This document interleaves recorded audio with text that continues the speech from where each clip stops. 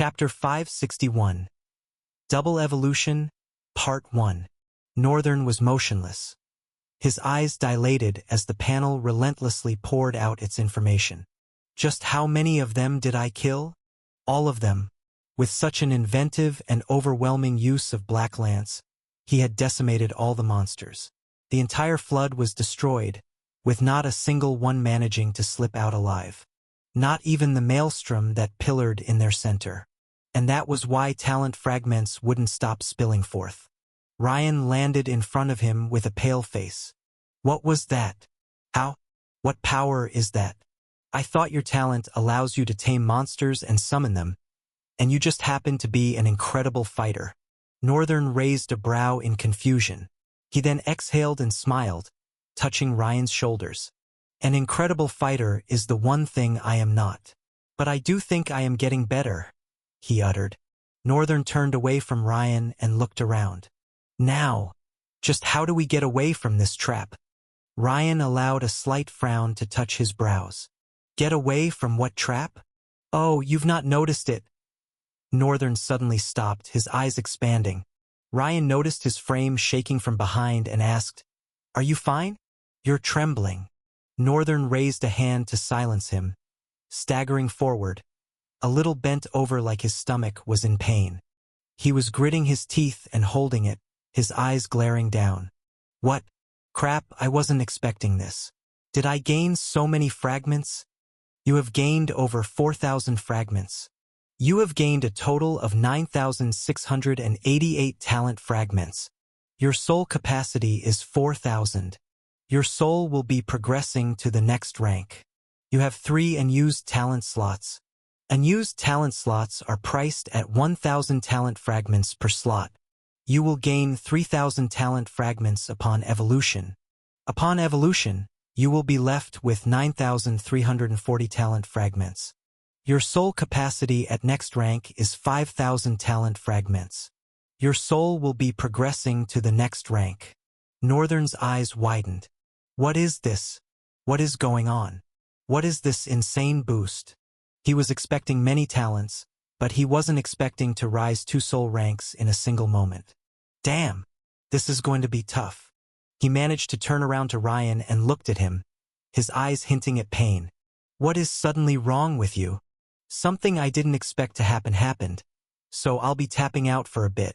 He forced a smile, but it was pale and short-lived. Revant. A black and blue flame ignited behind Northern, and a replica of him appeared. The difference, however, was that his face was warmer, his hair was black, and the gaze in his eyes was not as deep as Northern's. However, the resemblance could still be noticed. He will protect me. I suspect that the rift is being separated by the Guardian. I don't know what is happening, but we are in a different compartment than the others are. Northern rushed his speech. The more he spoke, the more he could feel his shape lashing out, and it made a searing sting run across his muscles and bones like goosebumps. I don't know what is happening.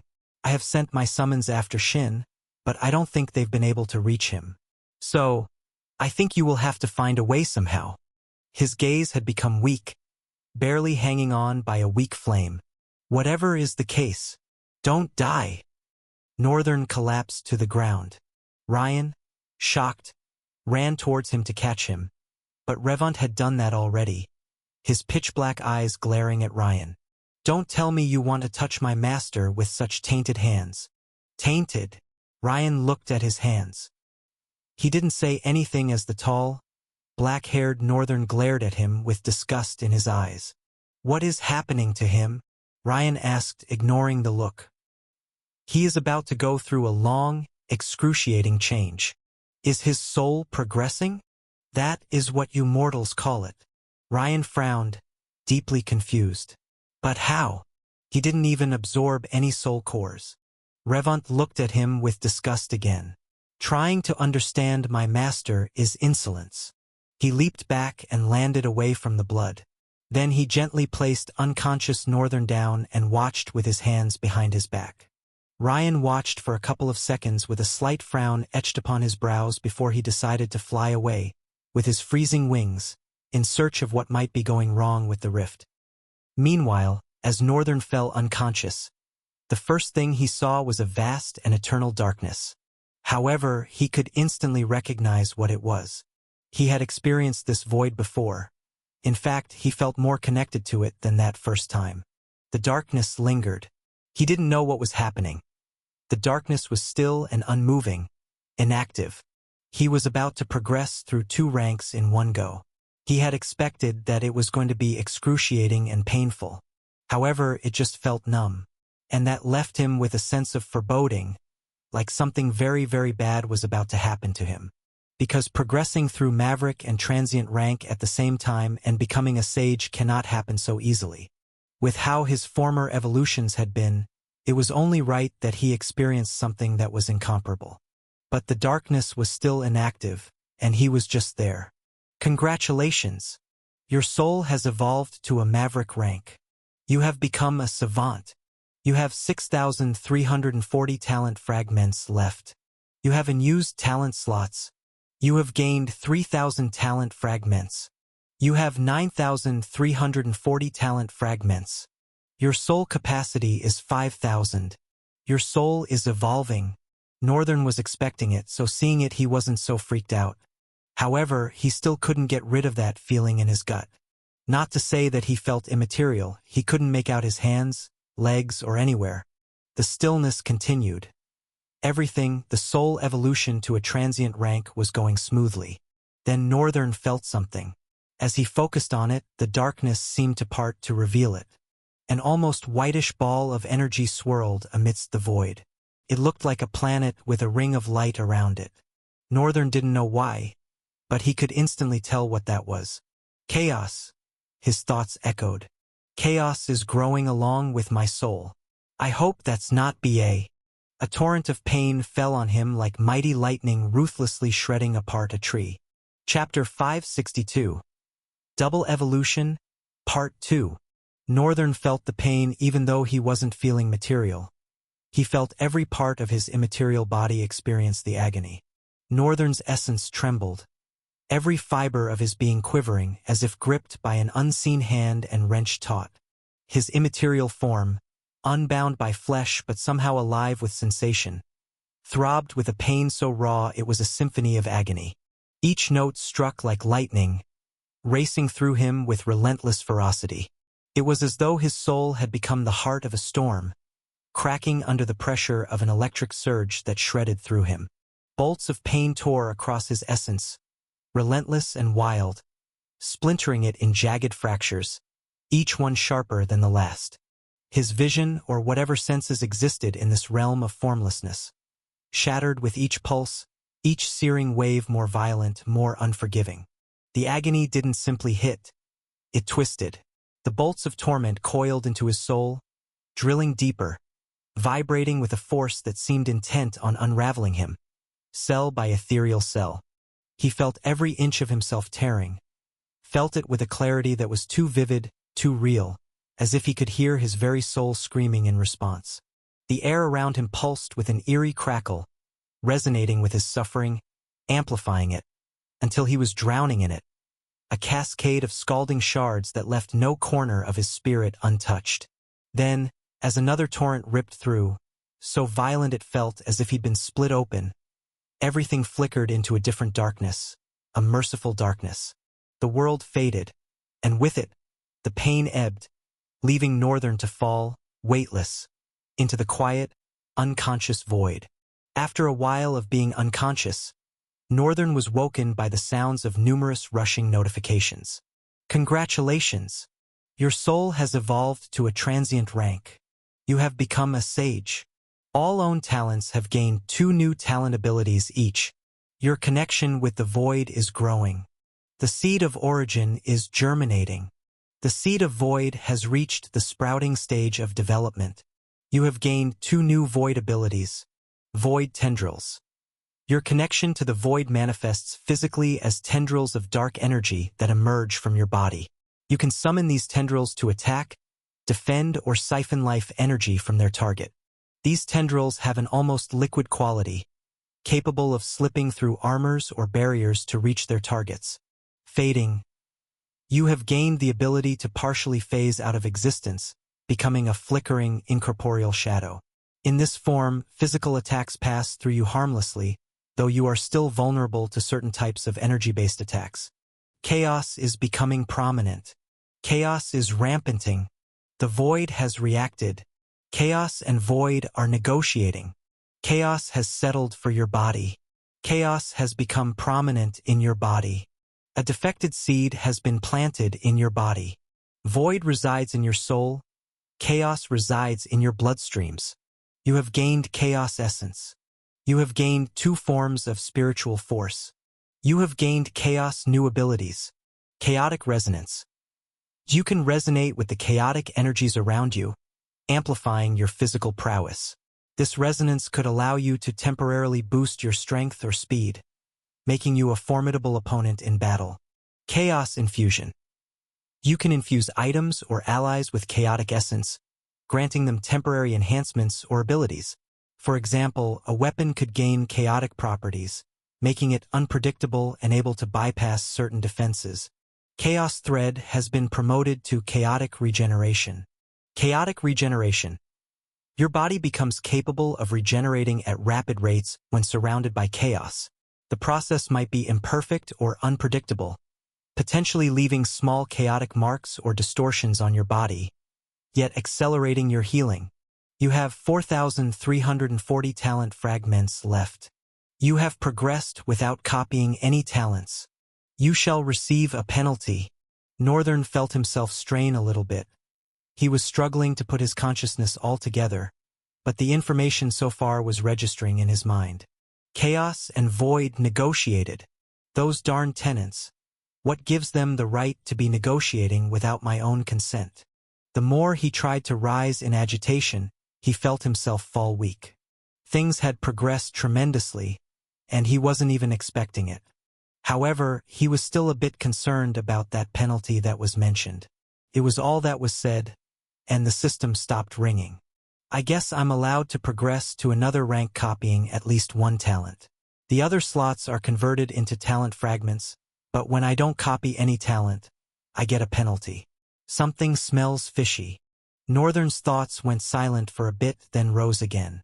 I wonder if that darn trickster is gaining something every time I copy a talent. Or else why would he have given me this as a gift? Nobody just meets a soul and gives freebies.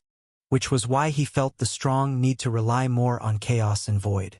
Chaos and void were uncalculated and unexpected variables. If he used them right, they would be his weapon to shape himself out of any being's expectation. Which was the exact thing he was doing. But these 2 entities were just doing their own thing and dangerously branching out. Now, that was another danger he wasn't sure how to manage. I can't always have it all my way. I guess I just have to choose what danger I want to better deal with. I guess that settles it then. Northern was slowly, even though he didn't have an idea, choosing his path. Such thoughts and acceptance of the void and chaos brought about an understanding of not just 2 but 3 entities. The void, which was his soul, the chaos, which was his body, and his mind. This gave birth to a new development totally outside Northern's expectations. The understanding between chaos and void has taken its root in your mind. A 3-entity unification has been formed. Your mind has blended into the synergy between chaos and void. Your knowledge of the void and the chaos is improving. Unique system ability, Copycat, is upgrading. Chapter 563, Awake Afresh. Ryan landed, staggering forward tiredly. Several pearls of sweat had left their streaming mark on his face, and his breath was ragged and pacing. Revant's blank expression did not change as Ryan stood up. However, he did raise his head a little bit, hinting at slight disdain without having to convey it with all his facial features. "You have come back after failing?" he said. Ryan grimaced. "I have searched every angle of the rift. Not the smallest life exists in this place. I think we may be the only ones here right now." Revant stared at him for a bit, then shook his head with a click of his tongue. "Foolish and oblivious mortal. What did you say to me?" Ryan took a step forward, his face wrinkling together in anger. "You couldn't even take care of such a menial task that you were given by my master. Foolish, unwise, and oblivious. Are you so weak that you can't see the obvious? Ryan's frown only got deeper, but he wasn't so blinded by anger that he couldn't see the point the strange man protecting Northern was trying to make. Although Revunt's tone of speech in delivering it was making his body boil. Usually he wouldn't even care, but for some reason, being called weak when everyone had somehow praised him for his awesomeness was stinging him. Up until now, he thought he didn't really care. Everyone praised him and needed his power. He just respected Raven, the only person that saw him when others didn't. The only person that could defeat him. But faced with Revunt, who was challenging his strength and calling someone like him weak, was suddenly rousing emotions he had never had. He suddenly felt a great urge to prove this man wrong, which had never happened before. He couldn't figure out why he cared, but he did not want to be called weak. He is strong, and everyone with great eyes could see that. I have checked every corner of this rift. There's no strangeness in it. There's no weakness or any point that indicates we've been trapped.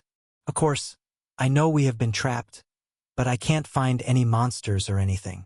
What do you expect me to do? Freeze the entire rift? Revunt glared. If that is what it will take to not disappoint the master, then you should have resorted to it long ago. Ryan tilted his head in utter confusion. Then he shook his head rigorously.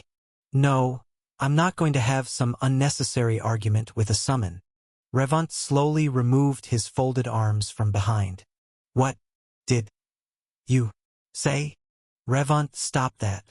Immediately the hoarse voice entered their ears. Both their shoulders trembled. Ryan saw first because he was standing in front of Revunt. He saw Northern standing with a clear look in his eyes. By appearance, he didn't look different. A child wouldn't see anything wrong. But something had greatly changed about him. Ryan could feel his very soul cowering before Northern's presence. Before, he had always looked at Northern, gauging that if he used all his cards against him, he would be able to win, and at the very least it would be a draw. But right now, he couldn't even dare. Revunt hurriedly fell to his knees, a grin forming on his bowed face. My lord, you have awakened. Forgive me, but this weak mortal was... That's all right, Revunt, Northern said, tiredly scratching his hair. After he was done, he combed his white hair back and blew into the air with his mouth. Then he raised his head to the sky and dropped it. All the while silence drifted across the air. Ryan's gaze was fixated on Northern throughout. Upon bringing his head down, his lips curled to reveal a pleasant smile. Wow. I feel so happy. He raised his hands into the air, his face radiating so brightly. Ryan felt the pressure lift off a little bit, but he was still a bit tense in and of himself. Northern had changed tremendously, and the most terrifying part was that he couldn't gauge how much change. Ryan. Shoot. Ryan staggered back in a flare, almost falling, but Northern's hand held him from behind with a gentle touch. How about we get out of this place? Ryan was frozen, unsure what had just happened. Northern was standing in front of Revunt. He was a couple of steps behind Revunt. Then when Northern called his name, he felt a touch on his shoulders. This was beyond not seeing someone move. It was so casual, like Northern had been there the whole time but he didn't see. And when he staggered back and wanted to fall, the same thing happened again. What in the hell? His mind struggled to make sense of it. Wait, we can't just leave yet, can we? Northern faced the blood mire. The cores. He snapped a finger and instantly, the whole ground in front of them was crowded with splitting images of Northern. Clones? Ryan muttered, absent-minded. Immediately, all the clones, close to 100 of them, began to walk forward, soaking their feet into the blood and picking the cores that had fallen from the monster bodies. Ryan watched, his mouth stuck open. I didn't know he was capable of cloning too. I thought he is a summoner. Northern looked down for a bit, examining his profile before glancing at Ryan with an intrigued grin plastered on his face. Ryan suddenly felt like he was naked. He subconsciously moved his hand to cover himself from Northern's piercing gaze. What is wrong? Northern licked his lips, making the boy want to jump out of his skin. I just need 660 fragments more to devour his talents. Oh, how great this is. I'll finally have something offense-based aside from Black Flames and Black Lance. Northern nodded with a satisfied smile. All right, since everyone is done, let's pack up. He clapped and all the clones vanished. Ryan staggeredly stared around. What the hell is going on right now? Northern extended a hand forward. Then, like he was pulling the string of a bow, he pulled back from the hand. Ryan's eyes widened as he saw what happened. Chapter 564. Sinister Northern. As Northern pulled back from his extended hand, a radiating arrow of light appeared, extending from his extended hand to the one he pulled back. Just as if he was knocking and pulling an arrow of light on an invisible bow. The incandescent light of the arrow reflected in his cold and calculating blue eyes for a moment. Chaos! His mind echoed. I didn't expect it to look so beautiful. A closer look into the arrow of light revealed flowing strands of light all woven together, blending beautifully to give birth to a brilliant and devastating singularity of light.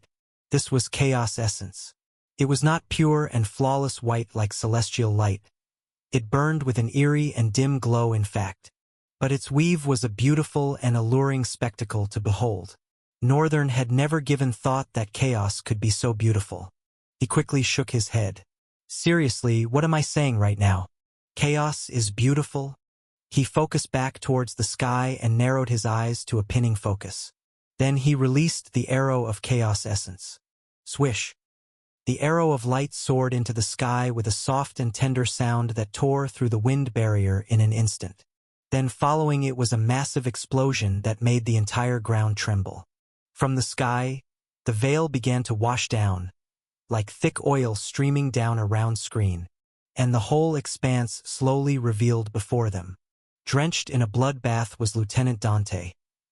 His bloody eyes resting on the veil that slowly wore off, breaking into the compartment of the rift he was in. Then he saw Northern and Ryan, and one other person, his eyes narrowing. He stood and swung his sword downward, splattering off the bloodstains on it. His subordinates and Alistran were also locked in a fierce and crude bloody battle with the rabid rots. They managed to spare a glance but quickly focused on pushing back this relentless crowd of crimson monsters. Northern examined for a moment, then stepped forward, Ryan and Revant following him. He finally stopped in front of Revant and looked around. I guess all 4 compartments have to come together for the rift to fully reveal itself. How strange a rift this one is. His eyes glided towards Lieutenant Dante. Are you familiar with things like this, sir? Since you've been in more rifts than any of us here. The lieutenant cocked his head left and right. Higher tier rifts above 5 are known to have special qualities and are even more unpredictable than how usual rifts are. So, while I have been in several rifts with unique characteristics, I have never seen one capable of separating itself into different parts. Northern nodded softly after the Paragon explained. He looked towards the sky, just right above the pillared maelstrom. That was the point he had targeted in the compartment they had just destroyed, and it also seemed to be the linking point in this compartment as well. He didn't blame anyone for not noticing. The only reason he could see it was Chaos Eyes. Also, his spatial awareness had gotten so much better that he could tell there were 4 compartments in this rift right now. And all 4 compartments are not even half of the rift itself. It is as though the Rift Guardian had taken a small chunk of the rift to entrap intruders. Then designated each maelstrom to guard each compartment, while holding down the string that sewed the compartments together.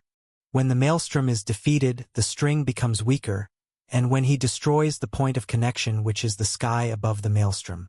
Also, Northern had also realized that no matter how much damage they dealt to the crowd of monsters or the maelstrom itself, it won't move or attack back. It's a different story if they attack the sky above it though. Of course, his own situation was a different one. Black Lance was an ability that will definitely deliver its cut. After all, it only delivers cuts only its target can receive. This is quite strange and interesting. Last I saw you, you were not this flamboyant. As the lieutenant spoke, he swung his sword sideways, slashing the rabid rot that lunged at him into 2 without looking. Northern curled a corner of his lips. I evolved. You were a master. You evolve, so you're now a savant. He shook his head in deep thought.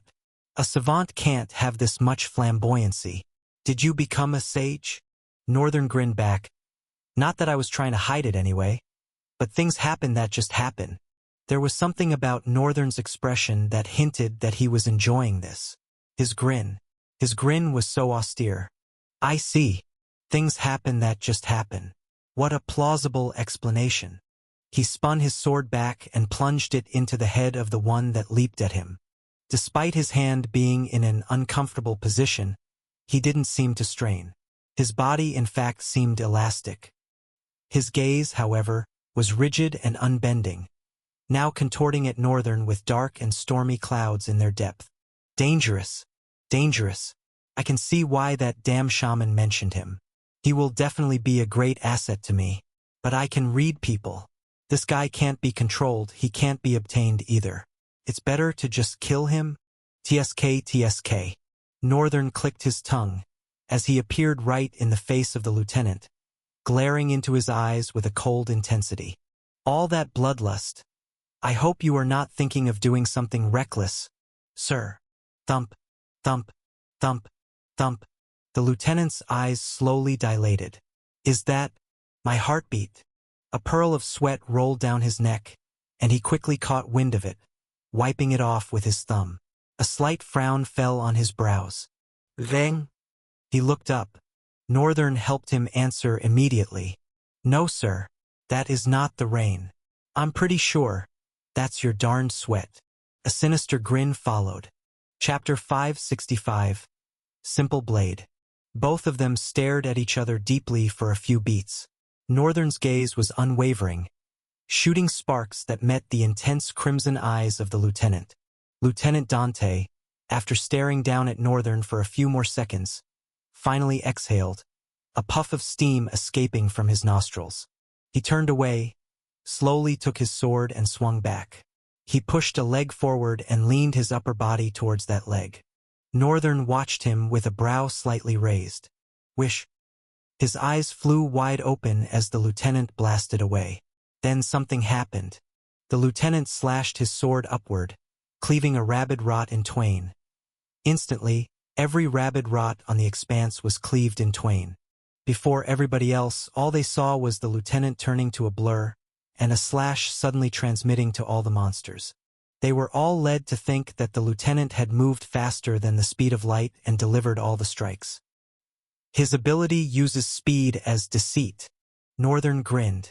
Of course, everything had perfectly unfolded before his eyes. Lieutenant Dante only attacked a single monster. However, that single strike somehow managed to channel into every other monster of the same type with blinding speed. And all the monsters dropped dead at the same time. His only mistake was, Northern's grin widened. He gave Northern something to copy. Talent. Phantom Sword, SSS, has been found. Do you want to copy talent for 5,000 talent fragments? Oh? Another prodigy. So freaking expensive. He looked up at the lieutenant, who sheathed his sword with steeze. I guess I kind of understand how his ability works. The lieutenant's ability, although no one could see it, delivers echoes of his strike to every other monster. What baffled Northern was that it was only the echo of the strike. There's no way it should be as powerful as the main strike, and the large area he was able to cover should be impossible. But when he thought about the fact that this man is a paragon, well, I guess they are called paragons for a reason. He sighed and let go of his thoughts as everyone moved towards the lieutenant. The only monster left was the one standing in the middle, like a statue. My liege, we can take it down, Shane said as she landed behind Lieutenant Dante, but she was not allowed to complete her statement. Step back. The lieutenant commanded immediately as she and the other two landed behind him. Without any questions, they leaped away several times until they were standing around Northern. The lieutenant glanced back to look at all of them gathered around Northern. He looked to his other side, his left, sighting Alistran who was standing alone. It's better for you to go behind the white-haired kid. He spoke, his voice audibly traveling through the air despite the distance between them without having to strain. Alistran frowned a bit but did not complain. He jumped back. Only when he landed next to Northern did he understand why the lieutenant said what he said. As a savant, almost a sage, he could tell clearly when someone was stronger than he was. Before, his judgment was clouded. While Northern seemed threatening, he was of a lower rank and Alistran's senses could vividly tell. As they could also, right now, vividly tell him that Northern is of a higher rank. He gulped, confused. This is insane.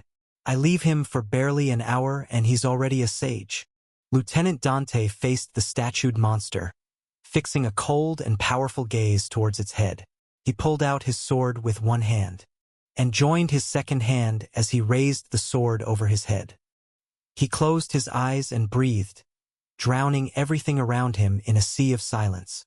In the solitude of steel, I find my resolve. One edge, one purpose. A blade knows no distraction, no hesitation. It carves its truth into the world with a single intent. Where others see complexity, I see clarity. A path drawn in one unbroken line, undivided, undeniable. This is the singularity of the sword. A moment of pure focus that yields simplicity. And in that simplicity, I wield strength unyielding. Fall. Simple blade. The lieutenant swung down his sword.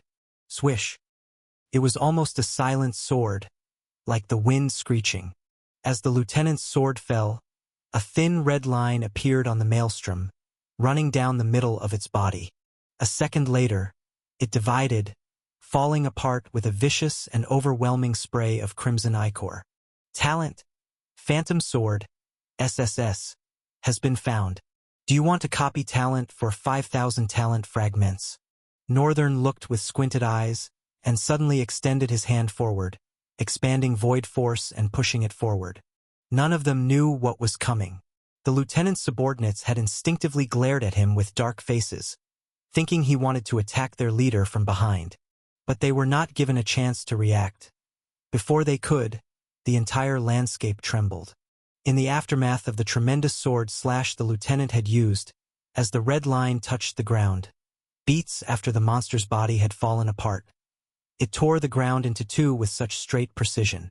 In a fraction of a second, the cleave ran invisibly, in a straight line that separated the ground, however, was deflected by Northern's hand, the invisible air void force. The lieutenant looked back, slightly amazed but not showing it. He really did deflect that. Northern meanwhile had a strained frown. It was the same exact thing with the Emperor of Luengard Empire. And it made him understand to a certain degree why they can't just go all out. The effect of two paragons battling each other would probably easily destroy any city they were in. Damned paragons. Northern was slightly jealous. But immediately he thought about it. He had no reason to be jealous. He might not be a paragon by rank yet, but he is strong enough to beat one. At least judging so far by what he had seen of the two paragons, if he went all out with all his cards, he didn't even have to use all. With the way he is now, with the power of chaos and the void fusion, and most importantly the new grace the upgrade system gives him, he will beat any of them. So when he does become a paragon, he was sure he would be the strongest paragon to ever exist. And not just that, Northern was sure he would be the first to reach the Genesis rank and become a Zenith. I will stand at the very top of them all, he muttered inaudibly with a small grin, sparks igniting in his eyes. Chapter 566. Northern in definition. Furthermore, the entire expanse, even with the sky, trembled. Northern quickly glanced up and forward, realizing he cleaved the entire rift. What? Northern's face reflected his shock. His eyes left widened. Others looked at him first, then looked at where he was looking. They were so consumed and taken by the separated ground that they didn't see the cleaved sky. The entire rift, all round, had been perfectly sliced into two separating halves. And slowly, like oil streaming down, the veil was being undone. Northern's eyes squinted. Did he know about it? Just in the moment of his thoughts, the lieutenant looked up with a dumbfounded expression. Oh, the walls are breaking. I guess all we had to do was defeat the boss, he said, scratching his head with a pleased chuckle to boot. He has no damn idea. Northern's eyes slowly grew distant as they narrowed and all of suddenly flew open again. Wait, that means... He had unknowingly sliced the entire rift in the middle. It's just the ability and not that he intentionally did that. Northern felt like the realization of the scale of Lieutenant Dante's power was going to make him go crazy. At the same time, it was exhilarating, causing an overflowing rush of adrenaline to travel across his whole body. Like all he wanted to do was fight, lose, grow, fight again, win, grow. There was a ravishing hunger to become the best frolicking inside his body. He smiled and calmed himself, lowering his head slightly as the veil became fully undone. The lieutenant's subordinates rushed towards him, Shane calling out, "Sir, you did it. You tore the veil." Hidden behind their straight faces were pebbles of pride. They were throwing it at the onlookers that had been graced to witness the extent of their lieutenant's true ability. Alistran and Ryan, of course, were flabbergasted by it. Ryan especially was, for the first time, witnessing the might of a paragon up close. Alistran, even though he had expected this level of strength, was still shocked by it. Northern, however, just seemed happy and impressed. His arms were folded and he was looking with a twisted smile on his face. Has he gone mad? Shane could not understand, as she glanced at Northern one more time before reaching Lieutenant Dante's side. There's still 2 more to defeat, Northern said. However, the entire ground trembled, causing all of them to startledly pause and look around. Northern grinned. I guess there's no need. The rest are done. The entire expanse seemed to stretch further. Up north, 3 humans were walking forth, 2 male and 1 female. All of them were drenched in blood. And from the east, 2 vicious monsters were walking in on them. Lieutenant Dante, upon turning to the humanoid monsters, grimaced and placed his hand on his sword. Wait, no. Those are my subordinates, Northern hailed as he walked closer to them, the Night Terror armor clanking with every majestic movement. Lieutenant Dante scowled at him. What do you mean? Northern stopped in front of the lieutenant. He fixed his gaze on Night Terror and Black Mamba and signaled for them to come with a finger. Swiftly, both of them flashed and were behind Northern, Night Terror on his right and Black Mamba on his left. This left Lieutenant Dante speechless. His face was pale and eyes trembling tiredly. He pulled out his sword in a blinding flash and raised it to Northern's face, his eyeballs thinning in. You, what are you? What the hell is this? Northern stood well in front of him, folding his hands. I would really appreciate if you stopped looking at me like I am the Rift Guardian or something. I am not a monster. I'm just unreasonably strong. He paused, placing his hand on his chin as he thought aloud for a moment. Or maybe I am. I could be. To be unreasonably strong is to be a monster. He retraced his gaze to the lieutenant. Anyways, let all that go. Right now, I am the only one that can get us out of this rift. Lieutenant Dante straightened his back, sliding his sword back into its sheath. He closed his eyes and steadied his breath before he opened and fixed them on Northern. All traces of former fondness had been completely eradicated. Now, his crimson eyes were brimming with a cold and dangerous light. How can you be so sure about that? Northern examined his gaze for a moment. Then he answered, I'm sorry.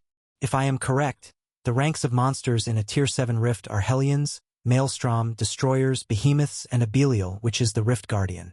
So far so good. We've only encountered mobs which are only Hellions, and then these Maelstrom. Only Hellions? It'd take a Master Sweats to take out a single Hellion. My subordinates so far are doing exceptionally well because of their exposure to battle and because they have each other. Such amount of Hellions is enough to drown a 13-man team of Masters, and yet he says only. Not just the lieutenant's thoughts rang. Every other person was looking at Northern with a wicked glare. Hellions were a rank of monsters that not even Masters hope they encounter. They were incredibly strong. The least rank of Drifter that was allowed in a rift such as this one was the Sage rank. They happened to be here by chance, and thanks to the Paragon among them, they were being protected well. They've lived so far. But some child just said only Hellions like these are not that big of a deal. It infuriated them silently. Northern continued, absolutely oblivious of their thoughts. Look at the conditions of your subordinates. They've only been fighting mobs and it looks like they'll faint very soon. He was right. They had several cut marks over their bodies and faces. Their breaths were ragged. Even though they had not been severely injured, none of them had come out of the fight with mobs, as Northern termed it, unscathed. None of them could even dare to fight a Maelstrom rank. We are probably going to encounter more Maelstrom rank monsters as we go forward, then more destroyers, behemoths too. Even if they manage to take down a Maelstrom with teamwork, in the long run they will end up becoming burdens to us. And you'll end up exhausting yourself to save them. When it comes down to the Guardian, who'll be the only person left to save all your asses? Northern raised his finger and pointed to himself with a vicious grin, radiating overwhelming flamboyancy. It is I. I am the one whom all your fates would be left in the hand of. I am not just speaking. I am telling you what I have seen with my eyes. He moved his hand to his shining blue eyes, his smile radiating even brighter. Chapter 567. The Red Mist, Part 1. The entire landscape panned out before them as they moved forward. Compared to before, where everywhere was simple to navigate, things became a bit more complicated than that. Their boots sloshed against a thin, murky film of water that clung to the ground, slippery as oil. Step by step, the water rose, creeping up their ankles, then their shins, clinging with a cold grip that seeped through leather and cloth. Each of their steps sank deeper, pulling harder as if the ground wanted to hold them there. Northern, noticing what a toll this simple transportation was costing everyone, glanced at Ryan. A sly grin broke through the strain on his face. His eyes glinted, a challenge in their depths. A wordless exchange passed between them, one that needed no explanation. Ryan's brow furrowed, his jaw clenched. He knew what Northern was asking of him, even if he wasn't thrilled by it. Ryan let out a sharp sigh, more an acknowledgement of the request than any willingness to comply. He faced the team, his voice low and calm, the tone of someone who knew his role in this unspoken game. "Jump," he ordered, glancing at Northern one last time. Although several of them seemed puzzled by the sudden request, they all complied. They all bent their knees and leapt, bodies suspended briefly above the murky ground. As they rose, Ryan's hands shot forward, his fingers splaying in a swift, precise motion. In an instant, the slick, shifting water beneath them began to crystallize, a web of frost stretching outward from Ryan's touch. Ice snapped and spread across the surface, turning dark and solid. By the time they landed, their boots met a frozen, glistening pathway, sturdy and secure. Northern's grin widened. Lieutenant Dante, watching from behind, arched an eyebrow, the corners of his mouth lifting slightly. He hadn't expected that from the boy. This level of control, the seamless way he froze the path without a single word exchanged. Dante's gaze lingered on Ryan, a glimmer of something fierce and covetous lighting his eyes. He had not even looked at Ryan before now. Of course, he had perceived his strength and the fact that despite looking so young, he was a master. But seeing the boy's ability like this made him covet. However, there was still no one he wanted more than he wanted Northern. If Northern was on his side, he would be able to surely go through with his plan of dominating the Central Plains. But obtaining such a blessing was difficult. He could tell without having to look deeper. The deep light that burned in Northern's eyes, they resonated equally with his, and he could tell, those were the eyes of a child born to dominate.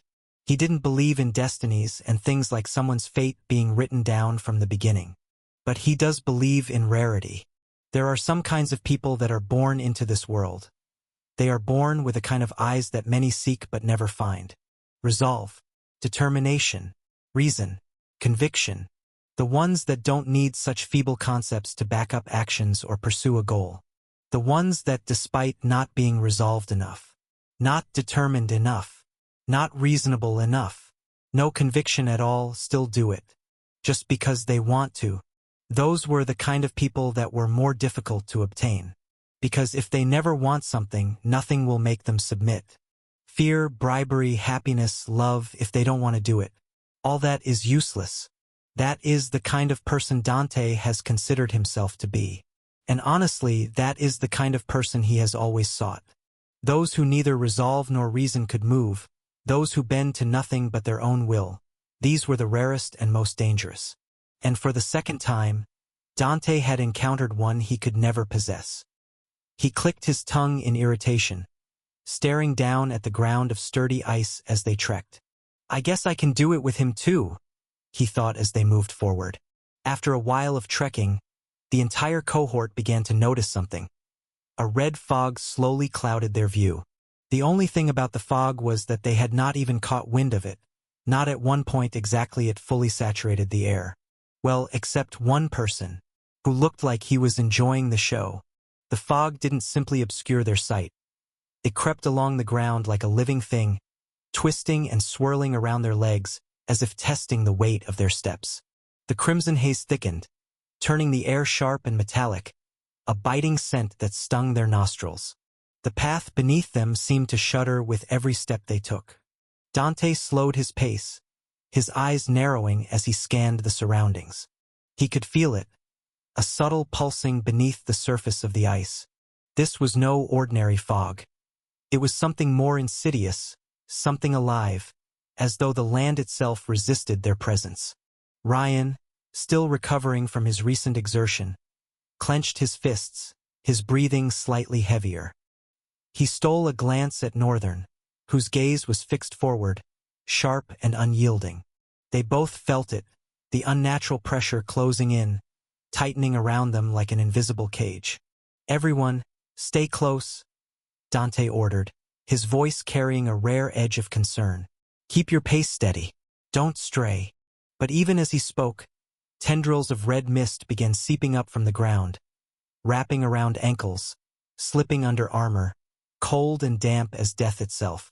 A shiver ran down Ryan's spine, his instincts screaming that this was more than just fog. It was an omen, a warning. Northern paused and narrowed his eyes and brought his hand to touch his face. His skin was becoming pale. It was already naturally pale but suddenly seemed to be becoming more pale. Like he was freezing, cracks began to appear. But instantaneously he felt a ridiculous amount of blood surge towards his face. Then the cracks in his skin began to meld together and become whole, the color also getting a bit warmer. His face was the only exposed area of his body and was the only part that was affected. And the effect of chaotic regeneration was so instantaneous that he almost didn't feel anything wrong. Hence, he missed it for that second. However, his thoughts dwelled on it. Cautiously, they tried to move, then Northern's eyes somehow drifted to the others, Shane in particular. He glanced at her back and saw the same thing happening on the exposed skin of her neck. A dark frown immediately settled on his face. Everyone stop. They all stopped and turned to look at Northern. That was when his eyes widened. Everyone, aside from he, Ryan, and Lieutenant Dante, had their faces cracked and didn't even seem to be aware of it. When they managed to turn was when the lieutenant looked at Shane and realized. He glanced over to Raphael, the same thing. Hansel was wearing a full-face helmet. Only his eyes could be seen. Alistrin, Shin, even Jessi and Linus, all their faces were broken with cracks. Oh damn! We are under attack. The lieutenant's voice reverberated. Chapter 568. Sly. Your faces. Lieutenant Dante pointed towards them with a concerned look. Shane quickly ran her hand over her face and noticed it.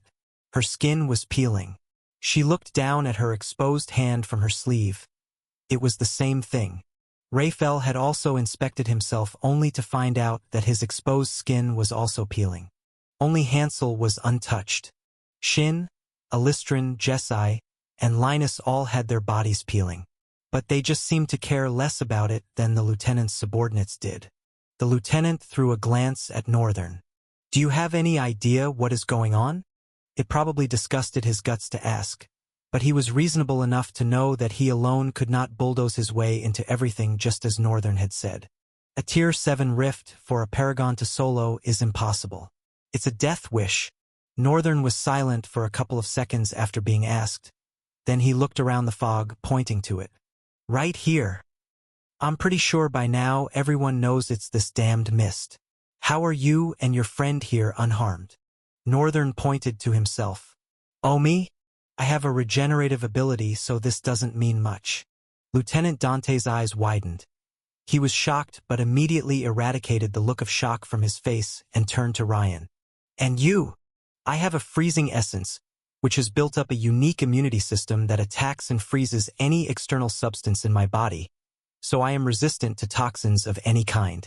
The lieutenant let out a small frown. That makes sense considering his ice manipulation ability. It's incredibly rare.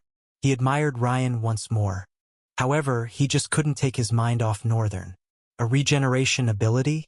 It's insane. What is he? Somehow, he felt like that was a question he might not be able to answer, at least not so soon. His thoughts seized as he heard Northern's voice. Are you going to tell us? How you are able to resist it? The lieutenant shrugged. Extra packages of becoming a paragon. Northern gave him a cold stare. While you're talking about how you guys are able to resist this, yeah, so great. But I hope you know we have to do something. I have no idea what will happen next with my skin breaking so much like molded sand. Anybody that has full body armor should better equip it. At least that can prevent further damage. I don't know how to reverse the already done damage, but I don't think it's going to get any worse as long as your skin is not exposed to the mist. As Northern spoke, a couple of sparks flew around, and everyone there was now equipped with ethereal armors, each of different kinds of weaves. It made them look like knights of different worlds that had come to conquer a common universal enemy. Night Terror, Black Mamba, and Revunt were the only odd ones out. Even Jeskai and Linus had manifested their Empire armors, and Northern was pretty impressed that it was an item. He remembered in that moment about the strange darkness power Jeskai had used with him. With now not being the best time, Northern shoved the thought to the back of his mind to ask later when all of this was done. So what do we do about the mist itself? Shin asked. Northern folded his arms, gazing around with a deep set of eyes with soft glow, keenly examining. He then spoke. Well, the mist is here because of a monster, so we just have to find the monster and deal with it, I guess. Northern turned his eyes to Lieutenant Dante, then tilted his head with a sly smile. I know you have discovered it already. Don't deceive us. You are the strongest here, aren't you? Lieutenant Dante frowned but hid it quickly with a forced smile. Oh my. And here I was thinking I could give you guys the opportunity to learn. He opened his smiling eyes a little bit, frankly glaring at Northern for a quick moment. This bastard, his thoughts echoed.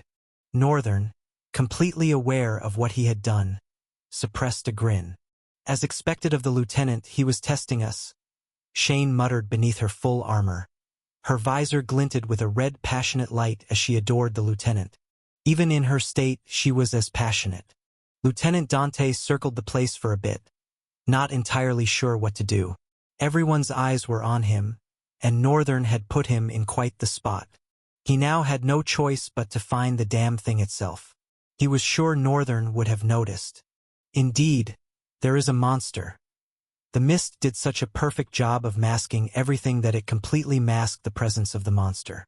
That is, while he could very much feel the monster's presence, he couldn't pinpoint it. There was no physical body and no way to tell where the exact location of the monster was. Lieutenant Dante stopped walking for a moment, his eyes scanning the reddened environment. They slowly drifted down and stayed on the frozen murky waters for a moment. The lieutenant narrowed his eyes and clenched his fist. He threw his hands back and lunged them down into the frozen waters. His hands became a blur as they whizzed past and punched a massive crack into the frozen ground beneath the lieutenant. The webbed crack surged forward like a plague, and a couple of beats later, several crashing sounds resounded around them, as if several people were smashing the same punch as strong as the lieutenant's all across the frozen waters. Things went silent for a bit, then a massive shockwave burst out from beneath, a shattered wave of water spewing from beneath like a massive creature splashing into it. The sprinkles of water affected the mist, causing it to become less thick before growing stronger again. However, that small moment was all the lieutenant needed to detect the monster. Chapter 569 Void Tendrils.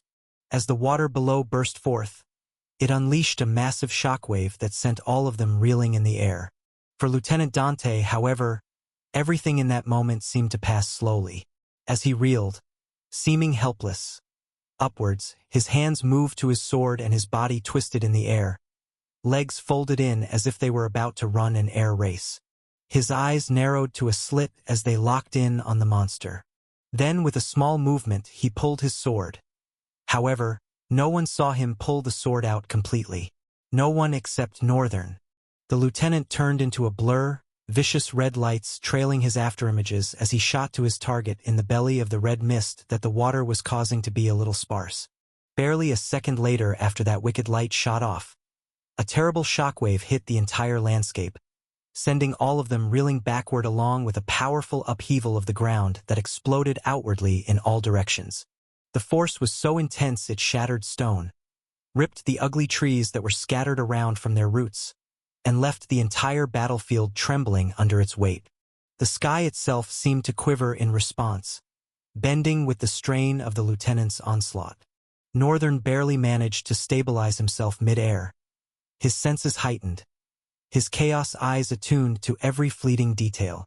Through the blurring chaos, he caught sight of Dante's figure reappearing, his sword dripping with a faint red aura, as though it had sliced through something beyond flesh and bone. But there was no time to focus. The monster let out a sound like splitting metal, a horrid, grating roar that sent shudders down Northern's spine. The creature's wounds festered with dark, pulsing energy, filling the air with a choking stench. It seemed to convulse, limbs thrashing, its blood mixing with the murky water below and turning it an even darker red, a grim reflection of the sky above. Dante landed smoothly on the creature's back, barely touching it before launching himself off again, his movements blurring as he shot toward the monster's head with a vicious determination. Northern watched the technique with awe and suspicion. Dante's movements were unnatural, as if he wasn't just fast, but as if the air itself bent to his will, carving a path through the chaos. The monster reared back, its eyes glistening with raw fury as it turned toward Dante. But Northern sensed something else. Beneath its rage, there was a flicker of fear, something Northern had rarely seen in a creature of its kind. He felt it through the void sense, a faint pulse of dread that radiated from the monster's soul. Northern clenched his fists with a maniacal grin. This was the opening he needed.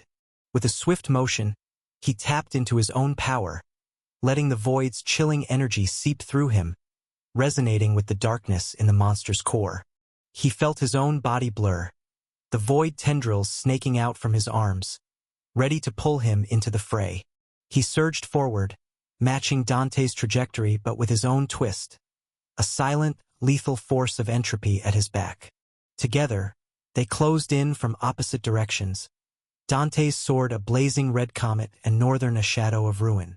As they neared the beast's head, Northern raised his arm, void tendrils coiling around his fist, their dark energy thrumming with anticipation.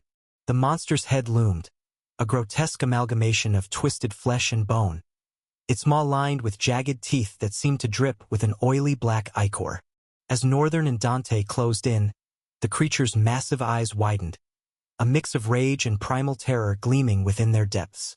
Dante struck first, his sword becoming a blur as he drove it into the creature's skull. The blade carved through flesh and bone as if they were nothing, red essence flaring from the blade's edge, burning through the creature's skin in a searing, brutal line. The monster's scream was a guttural, agonizing roar that vibrated through the air, tearing at Northern's ears and sending waves of nausea rippling through his gut. But Northern was already in motion. His void tendrils lashed forward, black and writhing, burying themselves into the monster's exposed flesh and sinking deep into its open wounds. A putrid stench filled the air as his void essence spread, corroding muscle and sinew with a sickening hiss. It was like the tendrils themselves were laced with a different and more insidious kind of essence. The creature convulsed, its limbs flailing as it tried to pull away, but Northern held firm, his grin widening as he felt its life force buckling under his grasp. The void tendrils began to twist and coil within the creature's body, unraveling the tissue from the inside. Northern could feel each muscle fiber tearing, each bone cracking as the void worked its way deeper, corroding everything in its path. Blood, thick, dark, and reeking of decay, poured from the monster's open wounds, pooling on the ground below in a sickly black sludge. Each droplet seemed to hiss as it hit the earth, leaving smoking craters where it landed. Dante, for a moment, froze in shock as he saw Northern destroy the monster in such a grotesque way, unbefitting of the flamboyancy of a drifter. And for that moment, Northern couldn't help but be awestruck. Dark beauty. I love it. His obsession for Northern just seemed to grow wilder. Dante regained himself and quickly clenched his sword, forcing it deeper into the monster's head. Echoes of that gruesome stab marinated themselves into the monster's skull with relentless precision, each stroke an explosion of bone fragments and dark, coagulated blood that splattered across the battlefield. His expression was stoic, almost detached, as if the chaos and gore were nothing more than a dance he'd rehearsed 1,000 times. The monster's eyes rolled back, its last shreds of strength dwindling, yet Northern felt its soul fighting to hold on. He drove his fist forward, void tendrils reaching deep into the creature's cores, where he sensed the deepest well of its energy. The tendrils burrowed into its soul, sinking in like hooks and ripping at the very essence of its being while curling itself around the cores. With one final, brutal yank, Northern tore the monster's soul free, forcefully ripping out all 6 cores and throwing them into the air. The monster became a writhing mass of dark energy, pulsing with a deep crimson light, desperately clinging to life. Northern watched with a manic gleam in his eyes as the soul began to disintegrate, eaten by the void. He could feel essence flowing into him, filling him with a dark, corrupting strength that surged through his veins like liquid fire. As the last remnants of the soul faded into nothingness, the creature's body convulsed once more, then went still, its flesh melting away under the corrosive force of the void. Within moments, the once mighty beast was reduced to a pile of disjointed bones and smoldering ash, a testament to the devastation they'd wrought. Northern staggered back, his breath ragged, his heart pounding as the intoxicating rush of the void's energy settled within him. He glanced over at Dante, who stood in the aftermath of their battle, his sword lowered, his gaze unreadable. There was a brief silence, the air thick with the smell of blood and ash, before Northern's voice reached out. What we had just killed was a disastrous destroyer. On his own part, he wouldn't call the battle difficult or strenuous. But every moment of it had been executed with acute timing. A slight mess might have caused them more time and needless difficulties. Because of the kind of technicality that he had woven into the battle, perfectly blending with Dante, a flawless victory was achieved. This just proves how very dangerous this rift is. The battlefield lay in ruins around them, stained with the remnants of their enemy and littered with debris from the shockwave. But as the dust began to settle, Northern could feel something else in the air. A lingering presence, a dark foreboding that prickled at his senses, as if the monster's death had only served to awaken something far worse waiting beyond the veil. Chapter 570 Void Mist. After the monster was defeated, the cracks on their exposed skin slowly reverted, and they became whole again. Everyone proceeded in absolute silence as the atmosphere grew taut with pressure. Etched upon their faces were strained expressions, each one carrying a different weight as they trekked forward, especially Dante's subordinate. In the quick fight with the destroyer, none of them had been able to move their bodies. They were totally helpless before it. Only Northern had been quick-witted enough not just to join the fray but to choose the correct timing to do so. He was more than enough help for Dante that they all felt if they joined, they'd only be interfering. It was so quick, so perfect, so clean, and so powerful. Finally, they were beginning to see and accept the scale of Northern's strength. And that acceptance was the source of the sour look on their faces. Northern, however, did not care about all of that. His eyes were focused differently, driven deeply into the corners of his mind yet carefully scanning his surroundings. If there was any one thing that he hated about this rift, it was their perfect ability to mask their presence. Even though he could faintly feel it, it was very hard to pinpoint where it was. It was like smelling something in a strong wind. Because of the wind's violence, the scent was scattered all across, but it was there. However, he kept his senses alert and sharp as they walked. A few things clouded his mind which he mulled over, one of which was the devastating effect of the void tendrils.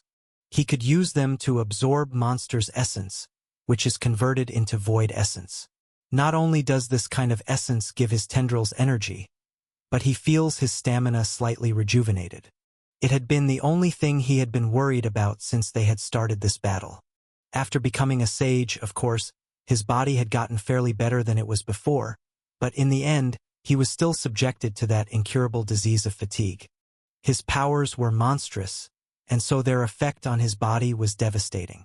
They ate up his stamina like savage beasts, and also created a massive appetite. Even now, as they walked, Northern was feeling very hungry. At the very least, he had more stamina to spare. He thought of a few more ways he could use the void tendrils. I can use them as restraints. I should be able to use them as extra hands or extra swords. Northern was not sure if the void tendrils could be shaped into a definite form, made to take on the form of a sword or a hand. He had not experimented with something like that. But he was also not rushing. This rift, after all, was going to give them ample opportunity to do so. Northern stopped in his tracks, and as he did, as if all of them had their eyes on him despite walking in front, they stopped too, and turned back. "Is something wrong, young lad?" Northern shook his head slowly. However, he wasn't shaking his head as a response. With the dark scowl on his face, they could tell. "They are advancing towards us, from all directions." His voice carried a cold dread, somewhat heavy, making the air dense. The Paragon frowned slightly and took 2 steps toward Northern. "I can't sense anything. Are you messing with me?" Northern shook his head, unfazed by the harshness that resounded in Dante's tone. He answered squarely. "The initial attack of the mist was perhaps to throw us off while the others advanced towards us. The rabid rots. They are even several thousand times more than what we fought in the compartment." Their eyes widened as they all heard. By now, Northern had proven his abilities well enough that they felt the weight of each of his words. The thing that confused them, however, and made them doubt what the white-haired kid was saying was the ghostly and twisted grin on his face. "What is that? Why does he look like he's enjoying himself?" Raphael could not understand. Northern turned to the west. It didn't matter where anyone wanted to turn to. The blood mist from the horizon slowly crept closer, enclosing them in a circle. The moment became a calm before a storm. Northern knew that if he allowed the mist to be, they'd suffer serious damage. Because the crimson aerosol had the ability to perfectly hide the monster's presence. It was perhaps the reason why Lieutenant Dante was not feeling anything. But nothing was hidden from Northern's chaos eyes. Even if his spatial awareness, which had been enhanced since Eyes of Intent became his eyes, does not work, his futuristic sense could easily pick up fragments of such chaos. So this to Northern was as easy as breathing. Northern closed his eyes for a moment and warned, "Everyone, step back for a moment. This can kill the weak-willed. I wonder how potent void aura has become since I am a sage now." Northern thought a bit and opened the gates of hell. Immediately, they realized they should have gone back immediately when he spoke. The familiar dread that they had felt in the underground in a tug-of-war against their lieutenant's aura poured devastatingly into the air. Breathing became harder than being a salaryman. Everything became unnecessarily heavy. Their shoulders and mere beats hurt them like hell, their faces grew pale, and balls of sweat formed on their faces. A bluish-black mist slowly covered the area, spreading out from amidst them and mixing with the blood-red mist. The mist pulsed out, thick and insidious, devouring the crimson haze with a ravenous edge, and every ripple of it seemed to sap the vitality from the air itself. The other members, Shin, Alistrin, Jessi, Linus, and even Ryan, stumbled backward, forced to retreat from the sheer weight pressing down on their chests, gnawing at their resolve. Each breath tasted of iron, thick with menace. Night Terror, Black Mamba, and Revant bowed beneath him. Northern's aura expanded, coiling and constricting like the grip of a shadowed serpent, its suffocating intensity forcing even Dante's hardened subordinates to stagger back. Dante's jaw clenched, his gaze flicking between Northern and the encroaching mist. He had seen fear before, lived it, wielded it, but this was something different.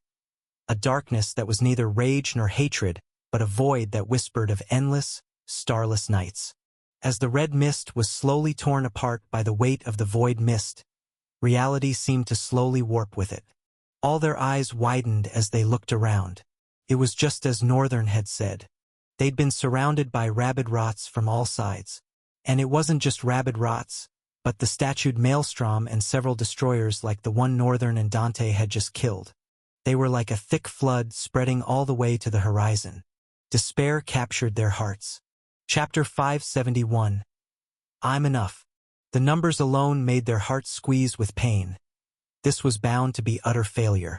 Alistran's clenched fist trembled as he took sight of them all, turning his eyes around. I'm going to die. He lowered his brows, and a dark, broken expression appeared on his face. Shin was beside him but did not have time to see how the old Joker was doing. He was equally as conflicted as Alistran was, after all. Every single one of them, except Northern Summons, wore an expression of failure on their faces. Ryan had light concern on his, but the depth of his gaze insinuated that the gravity of the situation had set in. He, however, in contrast to the rest, had a faint glimmer of hope burning in his cold eyes. He turned to Northern. What are we going to do? That's quite an obvious question you ask, boy. Northern jammed his fists together, taking a few steps closer to the monsters with a mad grin. We fight. No one rests until every single one of these rotten creatures is lying dead. Are you insane? Panting, Shane interrupted before he could launch forward. Northern, raising a brow, slowly turned back. I've been observing that girl since. She's beginning to get on my nerves. Northern made a small frown but dissolved it barely a moment later. I shouldn't be bullying the weak. He looked away from her and turned back to the looming flood of abominations. I think surviving shouldn't be hard. I will take care of these monsters with or without you people. I guess what I'm saying is I don't think anyone should be reckless because I alone am enough to handle this. Northern let out a small smile, looking at Lieutenant Dante. Besides, we have a paragon here with us. Things can't possibly go so wrong. His latter statement didn't register well. They didn't need to be told. They could read the hidden meaning behind those words. Things can't possibly go wrong? Surrounded by a flood of monsters from all sides and things can't possibly go wrong? So what if things were to go wrong? What would be the definition of their circumstances? And all of that with a paragon, one incredibly strong amongst them. Even though he was standing right with them, booming with tremendous strength, would he be able to save them? Northern had seemed more of a helpful resource than the lieutenant himself. They all saw what he did with the monstrous entity of the rift. He was also the one that spoke out about the mist. If he had not been there to assist the lieutenant, was there even an assurance that the lieutenant would have defeated the grotesque existence before it reaped their souls? So slowly and subtly, their hope was shifting from the paragon they had to the sage amidst them. Although their eyes still held that stubborn and sentimental resolve that praised their lieutenant in high esteem, their hearts were secretly and faintly yearning for the hope Northern's presence radiated. Dante, after fixing Northern a long stern glare, turned around to the west, while Northern faced east. I'll take half of this side, you can take the other side. I can't make any promises, but those that want to live through this should not stay far away from me. I will protect as many as I can. Northern suppressed a smile and looked at the flood of monsters. The only thing that was stopping them now was that perhaps they too had a sense of foreboding, that something incredibly dangerous was beyond. The void mist had left them with an indelible sense of despair. But it was only a matter of time before its effects wore out. Master! Jesai approached Northern's back, but he interrupted before she could speak any further. Every other person helped the lieutenant, Protect my father and every other person. And make sure not to die too. He commanded her and glanced at Linus too. Then he faced Night Terror, Black Mamba, and Revant. The same goes for all of you. But my lord. No questions, Revant. Just do as you are told. With a furious expression on his face, Revant ate his words with pain and bowed his head. Understood, my lord. He stood up, his face becoming blank and unapproachable. He brought out a pair of white gloves that Northern for a moment wondered where he'd seen, wore them, and without delay, plunged into the looming flood. Lieutenant Dante watched him enter the battle but did not see him move. All he felt was the violent brush of the wind against his face, scurrying strands of his darkened hair. His eyes widened. Such speed? Surpasses mine, he couldn't help but admit. He was shocked by such an existence but wasn't downed at all. After all, speed was not his own forte. It was only a flaw, in fact. His talent abilities would be much more potent if his speed flaw wasn't there. And that is why he had tried his best to reduce it. That speed of his was a blessing and a curse. And there was not one moment where he had not cursed it. However, right now, something different was swelling inside of him the moment he felt the man move just now. Still unsure why he was suddenly feeling like using his speed to its maximum capacity, he shook his head and threw the thoughts away. Instead, he drew his sword and also plunged forward, joining the fray. Following the lieutenant, his subordinates jumped into the flood, lashing out their weapons furiously. Jeskai and Linus also joined. Black Mamba and Night Terror turned into black blurs, their colors getting lost in the thick crimson throng.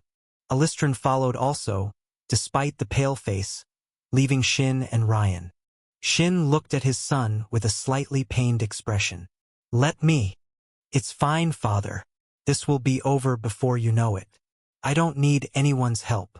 Shin swallowed the words and stared at Northern with concern. With no time to waste on an intense battlefield such as this one, he pulled back and joined the fray towards the west. Northern extended both his hands, and two daggers wove themselves from the embrace of his soul. He leaned forward, his gaze fixed on the red abominations that were not breaking off the despairing state they were in. You heard me. I'll be fine on my own, he said without looking at Ryan. Ryan exhaled and turned away. Well then, don't die. He stepped away and launched into the battlefield. A massive explosion resonated through the field, and ice cones shot out of the ground, piercing several abominations and scattering their formation in the middle. Lieutenant Dante clicked his tongue in irritation. Drama. Chapter 572. In the Fray, Part 1. The battlefield seethed with chaos, wafting with the pungent and distasteful smell of rotten flesh and blood. The monsters, their grotesque figures distorted by a soft crimson haze, advanced in twisted waves, limbs dragging against the ground, eyes hollow and hungry. Northern's gaze sharpened, cold and focused, the faintest grin playing at his lips as he lowered himself into a stance. In one hand, a black and red dagger gleamed with an eerie passion to draw blood.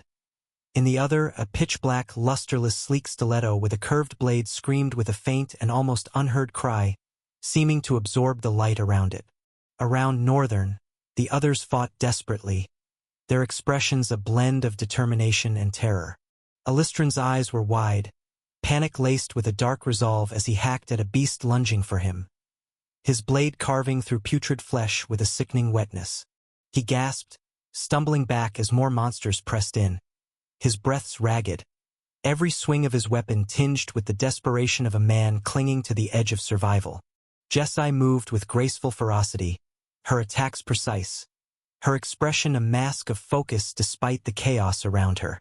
She spun, her spear flashing as it cut through the mist, slicing into the abominations that dared approach her side. But every victory was fleeting. More creatures replaced those that fell, their stench filling the air, suffocating, relentless. In the thick of it, Dante slashed forward, his sword cutting arcs of crimson light as he carved a path through the flood. His face was tense, a bead of sweat tracing down his temple, but his movements were sharp, calculated. His gaze flicked to Northern every now and then, a mixture of frustration and reluctant respect hardening his features. Northern moved, his daggers a blur of black and pale red, each strike leaving a shimmer of darkness in its wake. His attacks were not wild, not rushed. They were calculated, each movement an efficient, lethal sweep. His void tendrils writhed around him, snapping at any creature that drew too close, twisting and tightening like serpents hungry for flesh. As the tendrils pierced through the monsters, he felt their essence drain, a dark, invigorating energy flooding his veins, rejuvenating him even as his body pushed itself to the edge. Revant darted through the fray, his gloved hands glowing with a faint, ghostly light. His fists hammered into the monsters, movements brutal yet precise, his face a mask of stoic fury. With each impact, a shockwave rippled through the air, shattering bones and tearing through flesh. Revant, despite his fury, fought with discipline, his rage controlled, channeled into each blow. Alistran stumbled beside Shin, his grip faltering as another creature lunged at him, its mouth wide and fangs dripping with thick, black ooze. He gritted his teeth, summoning the last of his resolve as he swung his blade, severing the beast's head in one desperate, shuddering arc. Beside him, Shin's face was taut with concentration, his expression unreadable, his gaze flickering with a dark light. He pressed forward relentlessly, his sword held with both hands, carving through the monstrosities with no resistance at all. It was like a blade cutting through water. Shin's movements were minimal. From the way he moved, anyone could gauge the level of his experience. Even though he had been stuck as a master for years, he exhibited technicality and dexterity that was almost equal to that of the paragons on this battlefield. With swift, short leg movements, his sword would curve through the air like a vicious serpent, tearing into rotten flesh. Blood splattered on his face and dark purple armor as he brutally carved his way through the abominations.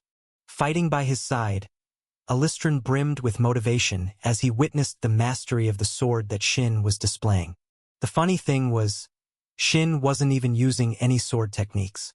Alistran knew what it was like receiving a sword technique from a family heritage. He knew how devastating it could be. It was the best thing about heritages. If Shin had used it, he would have seen it, but he didn't, which meant the seasoned warrior had been fighting with mere calculation of his environment and strategic swinging of his sword.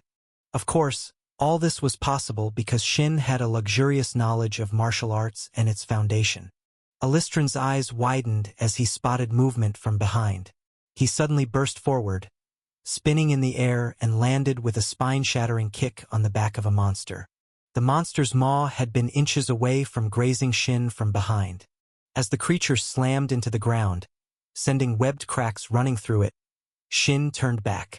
He looked at Alistran and nodded appreciatively. In a battle like this, time was precious. Without delay, he plunged his sword forward, piercing into the creature that leaped at him. He pushed a leg to the side, joining his sword hand to hold the hilt as he brutally tore through and out of the monster's belly. The sword yanked out furiously, in the same motion slashing across the neck of another monstrosity. Within that same breath, Shin changed the trajectory of the sword and swung down with a swift pivot of his body, striking the monster that almost gnawed at his legs. Everything happened in a quick, unbroken succession of speed, his eyes flickering with dark resolve. When some monsters met his gaze with their hollow eyes, they trembled back. Alistran, seeing Shin's skill, couldn't help but be amazed, couldn't help but feel like he had found a lifeline. Many people knew of the Kageyama clan. They were a crude existence, responsible for atrocities such as the assassination of important figures, and renowned for their fine swordsmanship. For the right price, they could kill anyone. They didn't disclose the identity of their clients, and anyone was welcome to challenge them. Of course, nothing but a gruesome death awaited such a person. And most times, the right price had never included money. In fact, money was the least of what a client had to worry about. So much information about Shin's family flooded Alistran's head as he watched him with awe and simultaneously matched his pace, filling in for places where Shin was blinded. Witnessing Shin's abilities like this, and thinking about Ryan and Northern, He couldn't help but feel like he had been the weakest in the group all along. He gritted his teeth in pain and cursed internally. Damn, I was stupid. Chapter 573. In the Fray, Part 2. Lieutenant Dante glanced back, catching the tail end of Northern's assault, and his grip tightened on his sword, frustration gnawing at him. He had thought himself to be the strongest amongst them, trying to understand the unreasonable leap in Northern's strength in just the short time since he'd left his head throbbing with pain. He couldn't even confidently vouch for his victory should he go all out against the kid. Even though he wanted to be stubborn about it, concluding that he might possibly defeat Northern, but he knew the cost would be so great that he would become useless as a paragon in the future. That is, if he didn't die moments after the confrontation. With such a great destiny standing before him, why should he go ahead and ruin his life by poking a beehive that would do just fine without disturbance? However, Dante still felt like he had to do something to rein Northern in. If the young lad wouldn't be a subordinate in his grand dream, then he must make sure that he doesn't become an obstacle. With such thoughts finalizing the silent worries in his head, Dante swung out, his sword strike shooting away with red light and destroying every abomination in its path. The battlefield resonated with a trembling impact. Even the red sky seemed to note the terror of such an attack. Several monsters in a linear path lay blemished and severed in their own flesh and blood, wide, large, clean marks on their bodies, some cleanly cut in twain. Aside from the main attack, Dante's sword slash seemed to have spawned children of the same slash, only in minuscule ratio. Dante wanted to feel proud of himself, but there was no time for pride, no room for wounded egos. He clenched his jaw, refocusing on the enemies before him, his blade a relentless fury as he drove back the flood, each swing clearing a path, his subordinates rallying to his side. Shane fought close to Jessie, her breathing labored, sweat glistening on her brow. Yet her movements were fierce, determined. She cast a glance at Northern, something dark and resentful in her gaze, but it was lost in the chaos, her focus shifting back as another creature lunged, her blade slicing upward, spilling dark blood into the mist. In the distance, Ryan weaved through the melee, ice springing from his hands in jagged, crystalline formations, piercing the creatures that surged toward him. He fought with a deadly calm, his gaze steady, calculating, yet every so often he'd spare a glance at Northern, a faint flicker of respect mingling with his wariness. Northern's void tendrils lashed out, ensnaring a statued creature that towered above the others, eyeless, its skin seeming to droop. He pulled it close, the tendrils tightening, crushing, absorbing every last ounce of its essence. You have killed a disastrous maelstrom statue of sin. You have gained +5 talent fragments. He felt the energy flood into him, a dark pulse that heightened his senses, steadied his limbs. As if to respond to the fury of his onslaught, several more of the statued monstrosities veered their direction towards him, and started marching. Northern's grin deepened, his voice a low, dangerous murmur, barely audible. Come on then. I'm not even close to finished. Seeing their march was getting too slow for him, Northern leaned forward, gathering an austere amount of momentum that caused the ground beneath his feet to tremble and crack without having even moved yet. As he lunged forward, not only did the ground resound in a terrible shock wave that sent cracks in all directions and flung away all splinters of broken stones, but the monsters also suffered great damage, their bones wrecking as they were thrown away by the force. It was like a colossal being bathed in lightning was catapulted into their midst. Northern's body surged forth with a radiant but dreadful blue light lining his trail. He did not hesitate to weave his dagger even though bathed in so much speed. Rotten crimson bodies fell by his movement alone. That was how it looked from the eyes of an onlooker. Northern was so fast that only the pronounced seer and high-rank drifters could see him, high rank meaning at least a sage. He leaped into the air. The void tendrils wove themselves around his arms and formed a lusterless black gauntlet on both hands. Northern collided with the head of one. As he did, a massive outburst of his void essence blasted forth from behind, adding force to his collision power. Northern had used it as powerful momentum to drive his fist, wrapped by the void gauntlets, into the monster's head and with brutal and stubborn force, yanked its brains out from within. The gruesome display sent a shockwave through the ranks of the monsters, their eyeless faces turning toward Northern with a flicker of hesitation, as if some fragment of fear had wormed its way into their primal instincts. Blood, dark and thick, splattered across Northern's gauntlet, dripping down his arm in thick rivulets. But he didn't pause, didn't even seem to notice. He was already moving.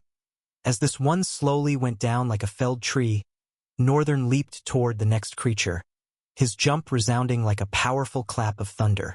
Another statue-like monstrosity, towering and gnarled with twisted muscle, lurched forward, its mouth a gaping maw lined with jagged teeth. It swung a massive, clawed arm at Northern, the air vibrating from the force of the strike. Northern maneuvered in the wind and ducked low, evading with deadly grace, and his void tendrils lashed out from his gauntlets, anchoring into the monster's arm and torso, clamping down with an iron grip as Northern's feet touched the ground. With a sharp twist, Northern wrenched the creature's arm clean off, dark ichor spewing from the wound. He raised his hand slightly above his head and swung back like he was ready to throw a javelin. From nothing, a warm light of strings appeared in his hands and elongated into a long javelin. Northern narrowed his eyes and flung forward with his entire body. The javelin of chaos essence made its way, piercing the wind and everything in its path. Several towered maelstrom were left with large gaping holes in their chests, and a mighty crash resounded beyond the horizon. Northern watched as 5 maelstrom crumbled to their knees in one go. You have killed a calamitous maelstrom titan of sin. You have gained plus 10 talent fragments. You have killed a disastrous maelstrom statue of sin. You have gained plus 5 talent fragments. You have killed a calamitous maelstrom titan of sin. You have gained plus 10 talent fragments. You have killed a calamitous maelstrom titan of sin. You have gained plus 10 talent fragments. You have killed a calamitous maelstrom titan of sin. You have gained plus 10 talent fragments.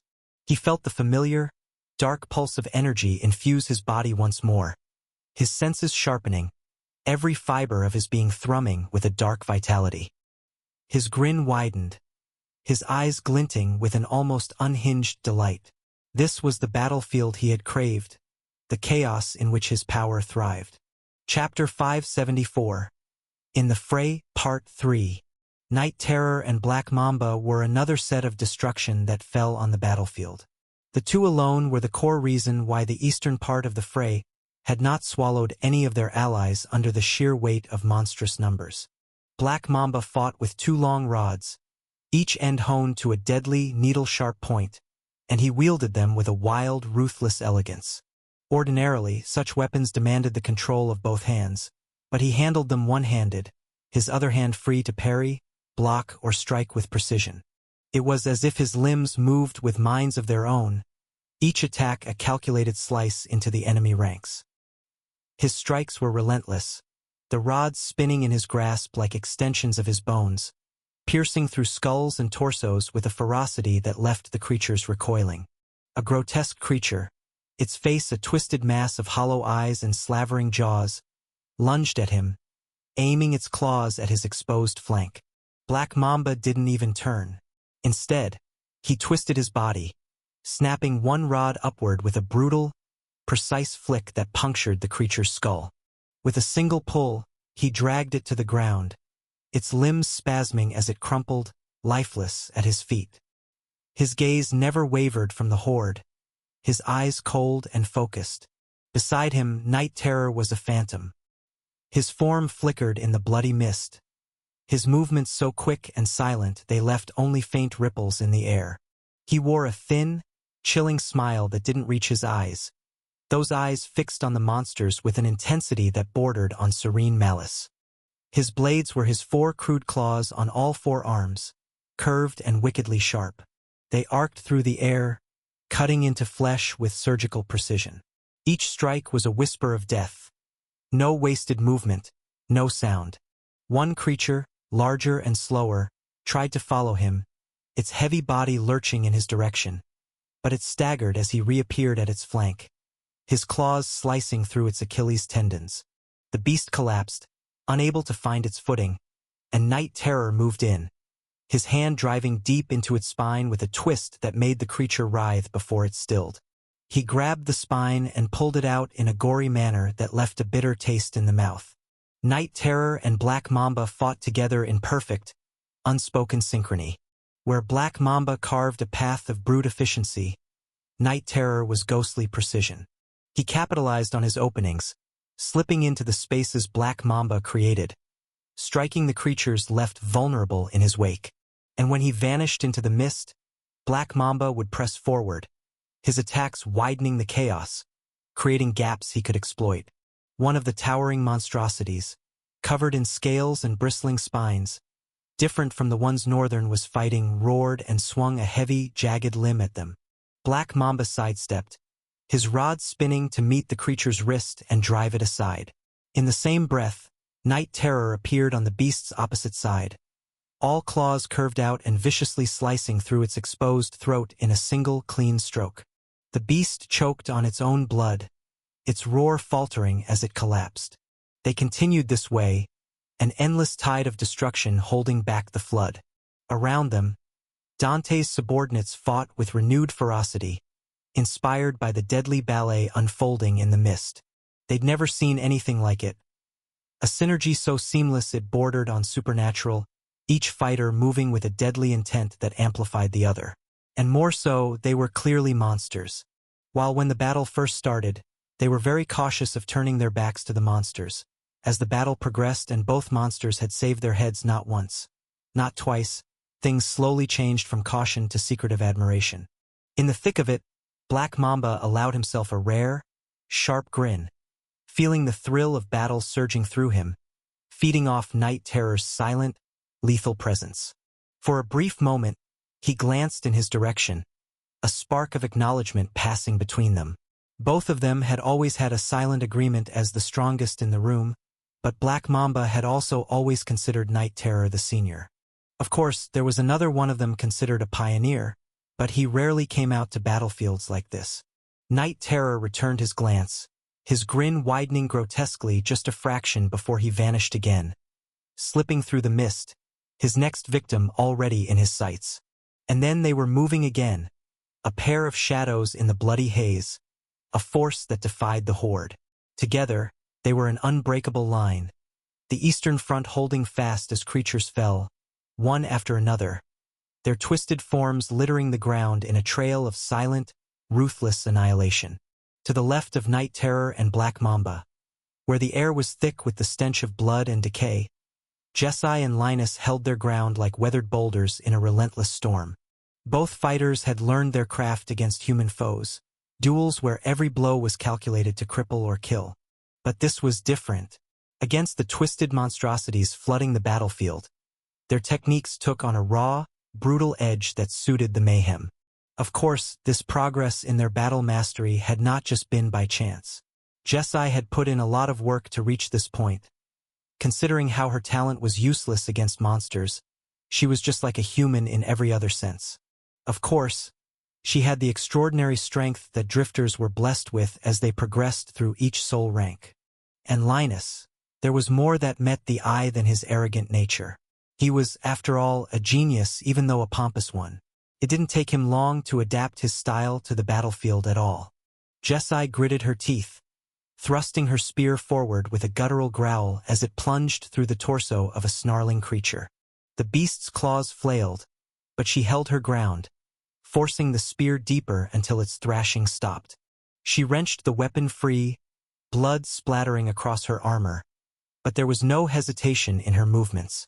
Her grip tightened, and she twisted the spear in a powerful, controlled arc, striking another creature's skull with a sickening crunch. She had learned to turn her human-honed instincts into a brutal force, matching the monster's savagery with sheer grit and strength. Jeskai's face was set in a grim, unyielding expression, her eyes fierce and focused. Every movement was a testament to her iron will. She trained for this, honed herself into a weapon, knowing her talent offered no advantage here. Yet, that very limitation had forged her into a raw, relentless fighter. She could not rely on talent abilities or any heritage powers to protect her. just the brutal, unrelenting force of her strikes and her deep-rooted will to survive. Beside her, Linus fought with a deadly precision that was almost surgical. With his long sword in his right hand and a shorter blade in his left, he danced through the battlefield with a calculated, almost mathematical brutality. Each strike was deliberate, each movement fluid and ruthless. He parried a monstrous claw with his long sword, deflecting the blow just enough to keep his stance, then slashed upward with his short sword, carving into the beast's neck in one swift, brutal motion. He moved with an air of cold detachment, as if he were observing the chaos from a distance even while standing in the center of it. Linus had always thought of himself as superior, his skill with a blade unmatched. Well, until he met Northern. And on this battlefield, it was as though the only thing he was fighting for was to prove to himself that he could be as good as or even better than Northern. He would even steal glances back at Northern every now and then and was never disappointed any time he did so. If anything, when he saw Northern vanquish several towering statued monsters in a row, his body vibrated with the chills of goosebumps, his eyes widened, and he felt adrenaline flow furiously through his entire body. The next creature that lunged at him suffered greatly. The monster's gnarled arms reached for his throat, but Linus was already turning, his short sword driving upward into its abdomen with a brutal jab. The creature's maw opened in a silent scream, and with a twist of his wrist, Linus drove his long sword through its neck, severing its head cleanly. His movements were swift, unfeeling, a display of mastery that left a grim silence in the wake of every kill, as he flowed in and out of every monster in a brutal spray of gore and ichor in arcs. Chapter 575. In the Fray, Part 4. Jessie watched him out of the corner of her eye. Her respect for his skill mingled with a lingering irritation at his ego. She fought alongside him, her spear stabbing forward with renewed ferocity, their movements complementing each other in a rugged, boorish harmony. Where Linus was cold and precise, Jessie was raw and forceful, the two of them forging a path through the swarm with a synergy that surprised even them. A particularly hulking beast, with a back covered in bony protrusions and a mouth dripping with foul-smelling saliva, barreled toward them. Jessie took a step back, bracing herself, but Linus moved in without hesitation. He sidestepped the creature's wild swipe, his short sword slicing across its exposed belly. As it stumbled, Jessie lunged forward, thrusting her spear into its chest with all the strength she could muster. The creature gurgled, staggering as blood pooled from the wound, and Linus finished it with a swift, merciless strike to the neck. Both of them did not look at each other. If anything, they seemed to not want to. Things were slightly awkward, but it did not seem to affect the synergy that they produced. If anything, it seemed like being taught the same basics of swordsmanship, art, and active killing had come to create a common ground for both of them to coexist, however, only on the battlefield. This was a different kind of fight than they'd ever known, a battle where their finely tuned techniques were forced to adapt to survive. And yet, in this raw, brutal setting, they found a strange rhythm, a deadly dance born out of necessity and honed by sheer force of each of their wills, however vastly different they may be. For every creature that came at them, there was only one outcome: a swift, merciless death. Amidst the relentless tide of abominations, Dante's subordinates, Raphael, Shane, and Hansel, held their ground with steadfast determination. Even though they lagged behind, each of them brought unique prowess to the battlefield. Their combined skills formed a bulwark against the encroaching horrors. Hansel stood like a fortress, his bulky stature imposing amongst the rabid rots. Clad in reinforced armor that blended well with his full helmet and full-arm gauntlet, he gleamed with a soft silvery radiance. With every swing of his massive fists, the very air crackled. A creature lunged at him, its maw wide and dripping with venom. Hansel met it head-on, his gauntlet fist connecting with a thunderous impact that echoed across the battlefield. The monster's skull caved in under the force, its body hurtling backward and crashing into others, toppling them like grotesque dominoes. He laughed, a deep, booming sound that seemed out of place amid the carnage but spoke volumes of his indomitable spirit. "Is that all you've got?" he roared, slamming his fists together. For some reason, all of them could feel a strange and unexplainable adrenaline surging through their veins. Everyone had thought this would be a battle where they'd be fighting for their lives. But strangely, that didn't seem to be the case. Everyone seemed to be so deep into the fray that no one seemed to care about dying compared to when the battle had just started. Sparks flew from his gauntlets, and he charged into a cluster of beasts, each punch sending shockwaves that shattered bones and ruptured organs. Hansel was a living battering ram, his sheer physicality a devastating weapon against the horde. Raphael moved in stark contrast, a blur of motion weaving through the chaos with uncanny agility. His twin daggers flashed like silver streaks, each precise strike finding gaps in the monster's defenses. Where Hansel was force, Raphael was finesse. A beast swiped at him with a gnarled claw, but he slid beneath the attack, slicing the tendons in its leg as he passed. The creature collapsed, and without breaking stride, Raphael leaped onto its back, driving his daggers into the base of its skull. His movements were almost dance-like, each step calculated, each strike deliberate. Raphael's eyes were sharp, constantly assessing, anticipating the flow of battle. He darted between monsters, his lithe form untouchable as he delivered death with every flick of his blades. At times, he seemed to vanish entirely, only to reappear behind an enemy, his daggers already biting into flesh. Shane fought nearby, her sword a whirlwind of steel and fury. In this battlefield, she embodied a balance between Hansel's brute strength and Raphael's swift precision. Her blade sang as it cut through the air, each swing powered by honed skill and relentless drive. A monstrous creature with elongated limbs and razor-like claws descended upon her. She met it with a parry, the clash of metal against bone ringing out. Sparks flew as she deflected its strikes, her footwork precise as she maneuvered into an opening. With a swift motion, she sliced across its abdomen, the blade cutting deep. The beast howled, and she silenced it with a thrust through its heart.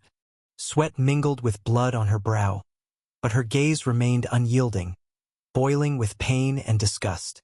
Shane pushed forward, her sword an extension of herself. When two more beasts charged her, she spun gracefully, her blade tracing a lethal arc that severed limbs and opened throats. She was a tempest on the battlefield, her resolve as unbreakable as the steel she wielded. The three of them, though different in their approaches, moved with an unspoken coordination forged through countless battles together. Hansel would draw the brunt of the assault, his imposing presence and devastating punches creating openings.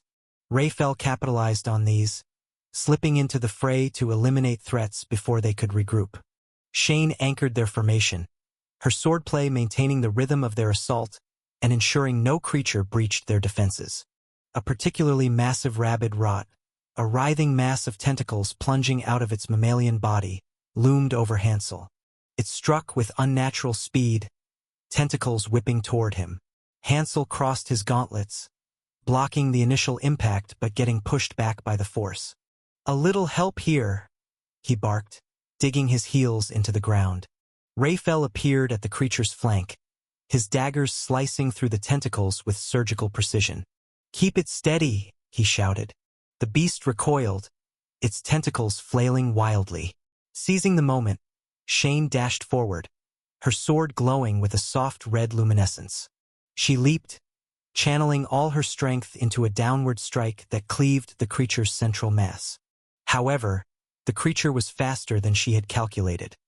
With blurring speed, the abomination collided with her, both of them reeling through the battlefield with a trembling impact. Everyone else was attracted by the noise, but to give two fucks was to lose one's head. They were all engaged in dangerous moments of their own, fighting earnestly to survive the next second while at the same time enjoying it. Chapter 576. In the Fray, Part 5. The massive rabid rot recovered from its collision with Shane, its tentacles writhing with renewed fury. Shane gritted her teeth as she struggled to her feet, clutching her side where the beast's impact had struck. Blood trickled down her arm, staining her fingers, but her eyes remained fierce, unwavering. She pushed herself up, tightening her grip on her sword. Hansel and Raphael positioned themselves around the creature, forming a loose triangle with Shane. Having dealt with numerous smaller rabid rots in the vicinity, they finally had free space. The ground beneath them was littered with the rotten flesh of their fallen foes.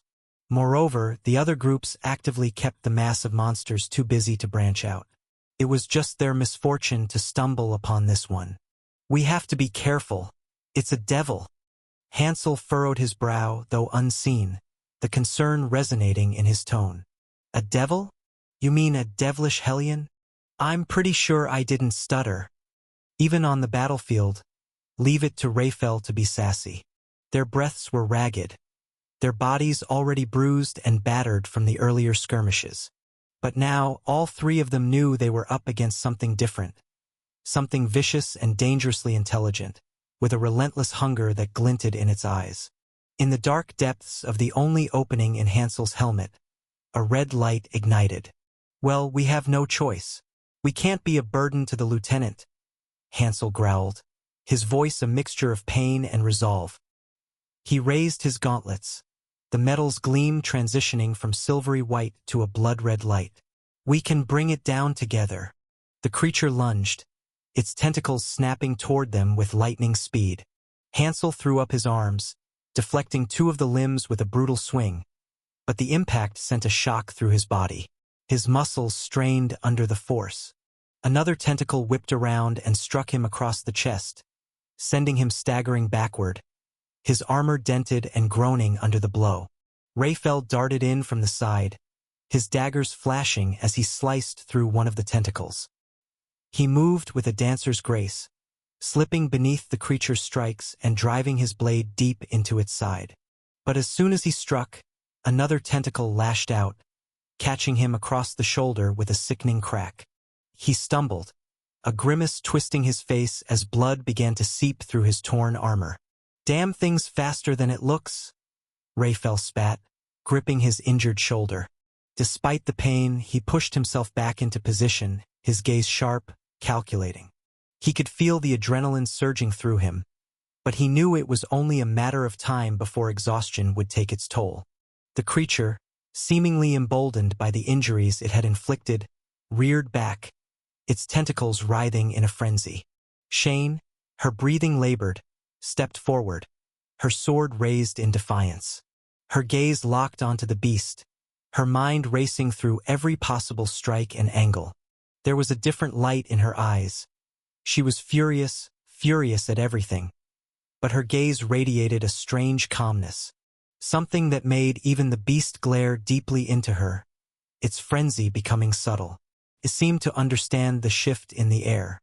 With a cry, she charged, swinging her sword in a wide arc aimed at the creature's central mass. The blade, bathed with a swirling red light, connected, carving a deep, jagged wound along its side. But before she could pull back, a tentacle coiled around her arm, yanking her off balance. She gasped as the beast's hold tightened, her muscles screaming in protest as it began to crush her arm. Hansel saw his chance and lunged, his gauntlets crackling with red light. He drove his fists into the tentacle wrapped around Shane, pummeling it until it loosened just enough for her to wrench herself free. But the monster retaliated, two more tentacles crashing down onto Hansel's back, forcing him to the ground. He grunted, his face contorted in pain, but he planted his fists against the earth and pushed himself back up, refusing to stay down. "We're wearing it down," he muttered, though he could barely convince himself of the words. Blood trickled from the corner of his mouth, and he could feel bruises blossoming under his armor. His body was starting to rebel, each movement slower, each punch taking more out of him. Raphael, his breath coming in short gasps, seized on the creature's momentary distraction. He darted in again, aiming for its exposed underbelly. His dagger drove deep, twisting as he tried to do as much damage as possible. But the creature screeched, its tentacles flailing wildly, and one of them caught him across the back, throwing him to the ground. He landed hard, the impact jolting through his bones, leaving him dazed, his vision swimming. "Raphael!" Shane shouted, rushing forward despite the pain in her arm. Her sword exploded with an even more radiant light, several mirages of red light swords appearing beside it as she wielded it with a defiant glare. She swung her sword at the creature, and all the mirages followed. The blades bit into the devilish rabid rot's flesh, causing blood to splatter out in several fountains. But the creature retaliated, a tentacle wrapping around her waist and lifting her off her feet. She struggled, gasping as the tentacle tightened, squeezing the breath from her lungs. Hansel, seeing his comrades in danger, forced himself back into the fray, his gauntlets blazing. He roared as he charged, slamming his fists into the tentacle holding Shane. With a bone-jarring impact, he drove the limb away, freeing her, but the effort left him vulnerable. A tentacle slammed into his side, sending him crashing to the ground with a sickening thud. He coughed, blood flecking his lips as he struggled to rise. The creature, now bleeding from multiple wounds, seemed almost enraged, its tentacles thrashing with desperate fury. It lunged at them all at once, tentacles splitting off to target each of them. Raphael, still reeling, barely rolled out of the way, his shoulder aching with every movement. Shane managed to parry one tentacle but was struck by another across her back, forcing her to her knees. Hansel, battered but relentless, met the creature head-on, his gauntlets colliding with its mass in a thunderous clash. But even their combined might seem to only anger the beast further. It reared back, its tentacles poised for a final, devastating strike. All three of them, wounded and exhausted, braced themselves, their resolve unbroken despite their injuries. They struggled to stand, their eyes burning. Since it has come to this, we probably should use our ultimate cards, Hansel suggested. The captain warned us against that. Should it come down to it, we should not use our strongest weapon just to preserve our lives. Raphael protested. Hey, help me here? Everyone isn't even glancing our way. What do we do? How did we even stray away from the lieutenant's side? With a swarm of abominations like this one, Hansel knew it wasn't far-fetched. They had been so engrossed in the battle that they had forgotten to maintain awareness of their surroundings. I'd rather die than disobey his orders. Shane gripped her sword tighter, that defiant look on her face growing more dangerous. The creature finally had enough of them, coiled all its tentacles together, and exploded forward. None of them were expecting such boosting speed. None of them was able to react. It was apparent that they were going to die. However, a shimmering spear of warm light suddenly plunged through the monster, dismantling it, gore for gore. Chapter 577. Finally, all three of them were thrown like ragdolls by the sheer impact of the light spear. They reeled and rolled away, mingling with several corpses. Their bodies were smeared in the monster's stinking blood, but they didn't mind the smell. Not at a moment like this when they needed to urgently discern the cause of that tremendous impact. The wind had cleared, and the ground oozed with smoke. Their faces twisted in confusion as they feebly walked toward their initial position. What in the world of Ul was that? Shane inquired internally as they, each in their confused state, drew nearer. Northern landed with a resounding thud, the ground trembling with webbed cracks. He looked at them with a cold, expressionless face, the depth of his gaze hinting at disgust. All three of them were too awestruck to say anything. Why? Why is he here?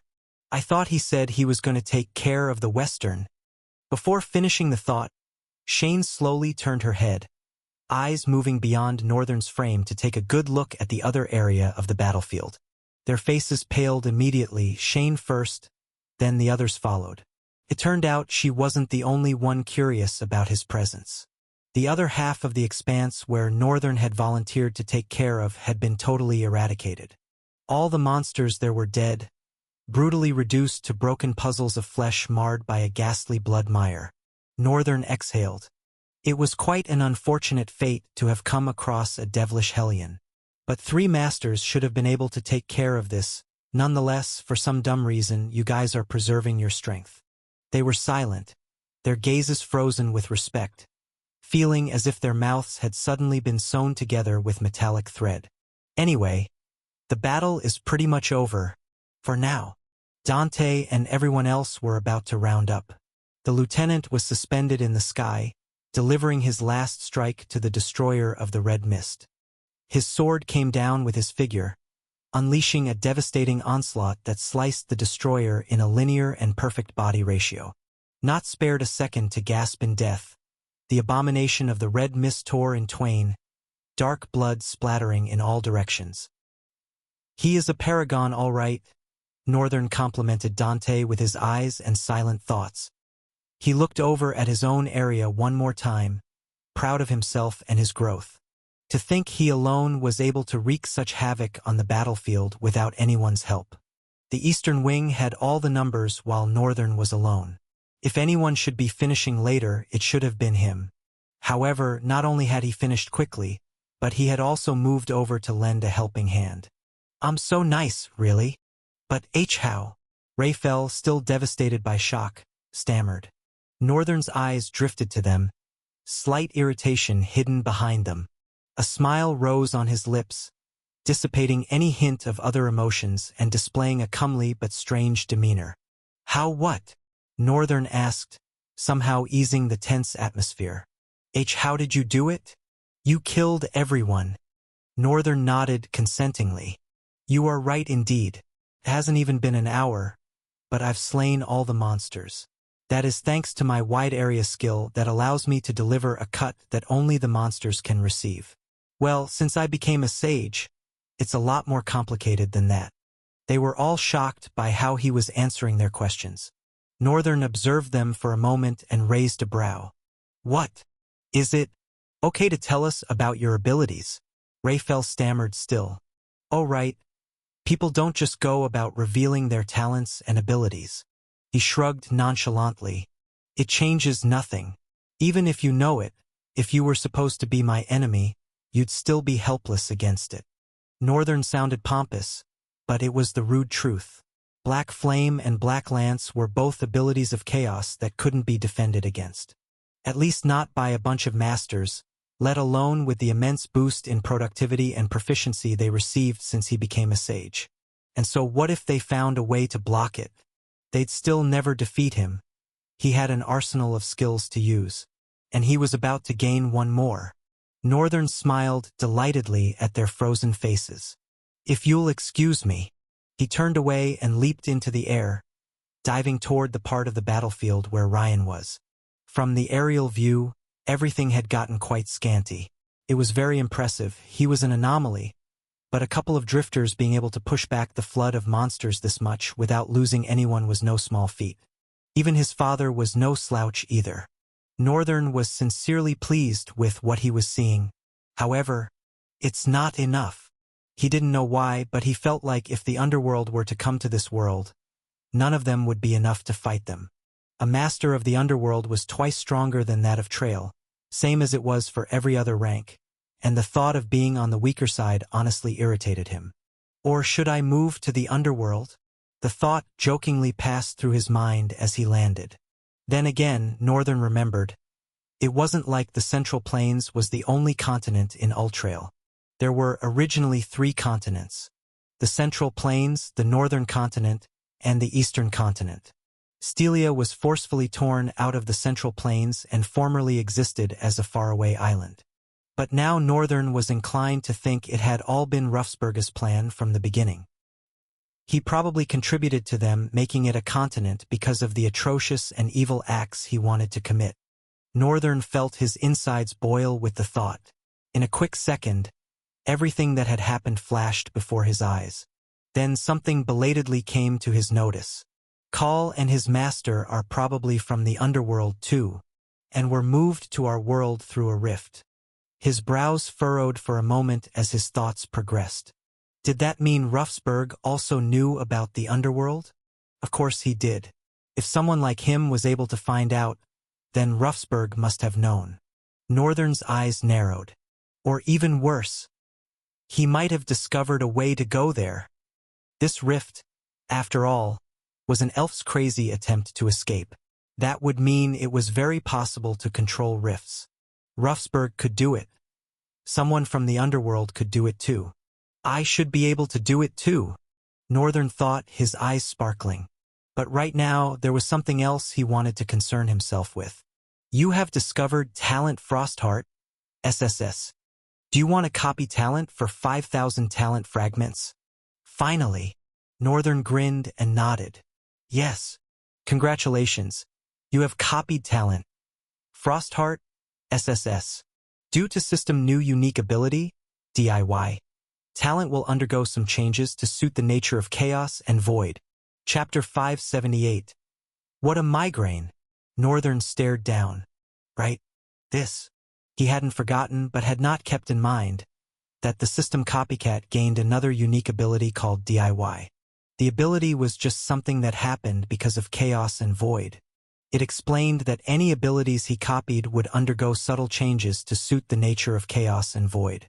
The real boon of the unique ability was when those copied talents became own talents. They took on different natures and routes to growth entirely, neglecting the so-called culture of soul rank growth that he had known and embracing stark unpredictability. Seeing this now made Northern's heart leap with joy, but something still bothered him. He squinted his eyes at the floating panel for a minute, suspicion oozing from his gaze. Ryan approached him, fatigue etched upon his face, his breath ragged with heavy pants raising and dropping his shoulders. I didn't need your help, Ryan frowned. Northern looked at him, his expression becoming bleak. He examined him from top to bottom and then bottom to top before replying. I didn't come here to help you. I came to steal something from you. Steal something from me? Ryan repeated in confusion. Oh right, I want to ask, do you mind telling me how many items you got from this raid? Ryan looked at him tentatively, lingering before he inquired. Why would you ask that? Did you not receive yours? Northern raised 2 fingers. I received just 2. Ryan's eyes immediately widened. What? That's impossible. Northern nodded. Yes, it is. The ratio of items I received has drastically dropped since I was in the Dark Continent. Ryan folded his arms, eyes growing distant as his awareness dove into his thoughts for a moment. He looked at Northern again, his eyes hinting at disbelief. But why would Northern lie to him? He sighed and shook his head. Well, that's sad. I received about 15 or so items. His eyes observed Northern with a glare as he continued. I guess it's not far-fetched. There has to be a kind of punishment for the immense strength that you have. I can't imagine someone like you having the power of items. That would just be straight-up crazy. Northern shrugged. I am flattered, boy. Don't call me boy, Ryan retorted angrily. You should ease yourself up and take as much time to rest. This might be the least dangerous battle in this rift. He was about to turn away but suddenly turned back, tapping his temple with a finger as he remembered something. Oh right. Do you happen to know a renowned blacksmith? I'm talking about an incredible blacksmith known throughout the entire continent, if possible the world. Ryan tilted his head for a moment, several thoughts running through his mind at Northern's question.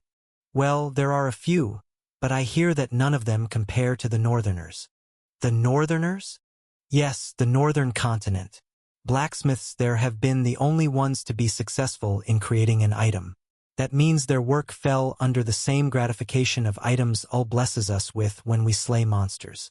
Every renowned blacksmith in Central Plains is just known for the effectiveness of their mundane and mediocre items. Northern rubbed his chin as Ryan's words sank in. He looked at the gentle and pale boy before him with a good smile. Thank you, boy. Do not call me boy, Ryan growled. But Northern turned away, waving his hands, and said, You should get some rest. We will depart in an hour or 2. Who are you to call that shot? Lieutenant Dante and the others were walking toward him and Ryan. Everyone looked toughened up, beaten and battered, but no one seemed to be in perilous danger. I didn't call any shot. I was talking to Ryan. I leave in an hour or 2. I might be strong, but I need to rest too, and pick up all these soul cores. It's okay for you guys to go. If you can go on without me, that is. Northern's gaze, like an insidious and cunning snake, crawled into the lieutenant's soul, faintly emitting defiance. Lieutenant Dante was suddenly speechless. He cleared his throat and looked away. Indeed, we have to pick up the soul cores. Rest and see if we can progress in strength by absorbing them before approaching the inner depths of the rift. Dante said, looking around at the fallen corpses that littered the ground. Yes, but please, we are only picking cores that we each killed. I'll pick the other side, while you face your side. Lieutenant Dante raised a brow. Hey now, is that how selfish you are? Won't you need any help? Northern shut his eyes and forced a smile. No, sir. Won't need any. The lieutenant looked at him in silence and shook his head pitifully. That's quite a character flaw you have there. No one will take your fragments. Get help. No. Northern's reply was stalwart. It made the lieutenant back off. Suit yourself then. Ryan looked at Northern and then at Dante. He sighed and broke out his voice.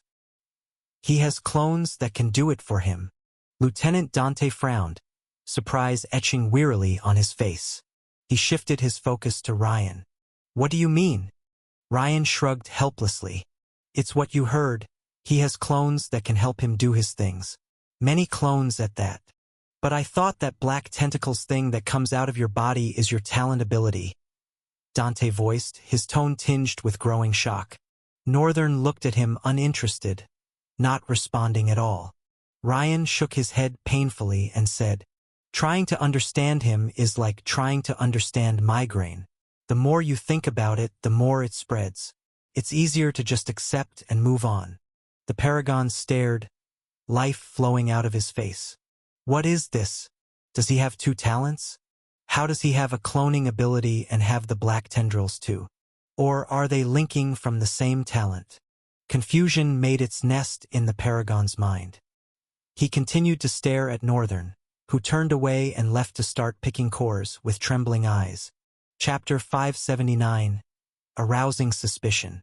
For the next couple of minutes, everyone walked around harvesting cores.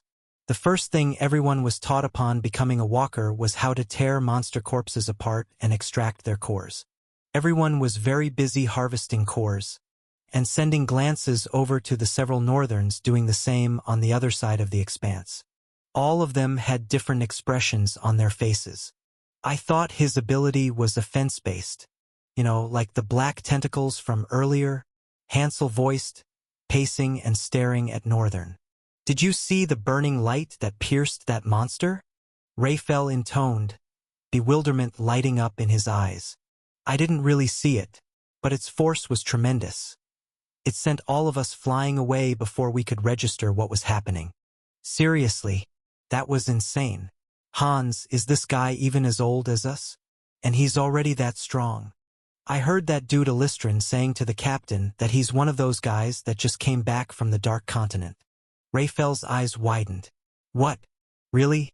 Dude, I thought it was some kind of nonsense propaganda that the countries wanted to use to bring down the academy.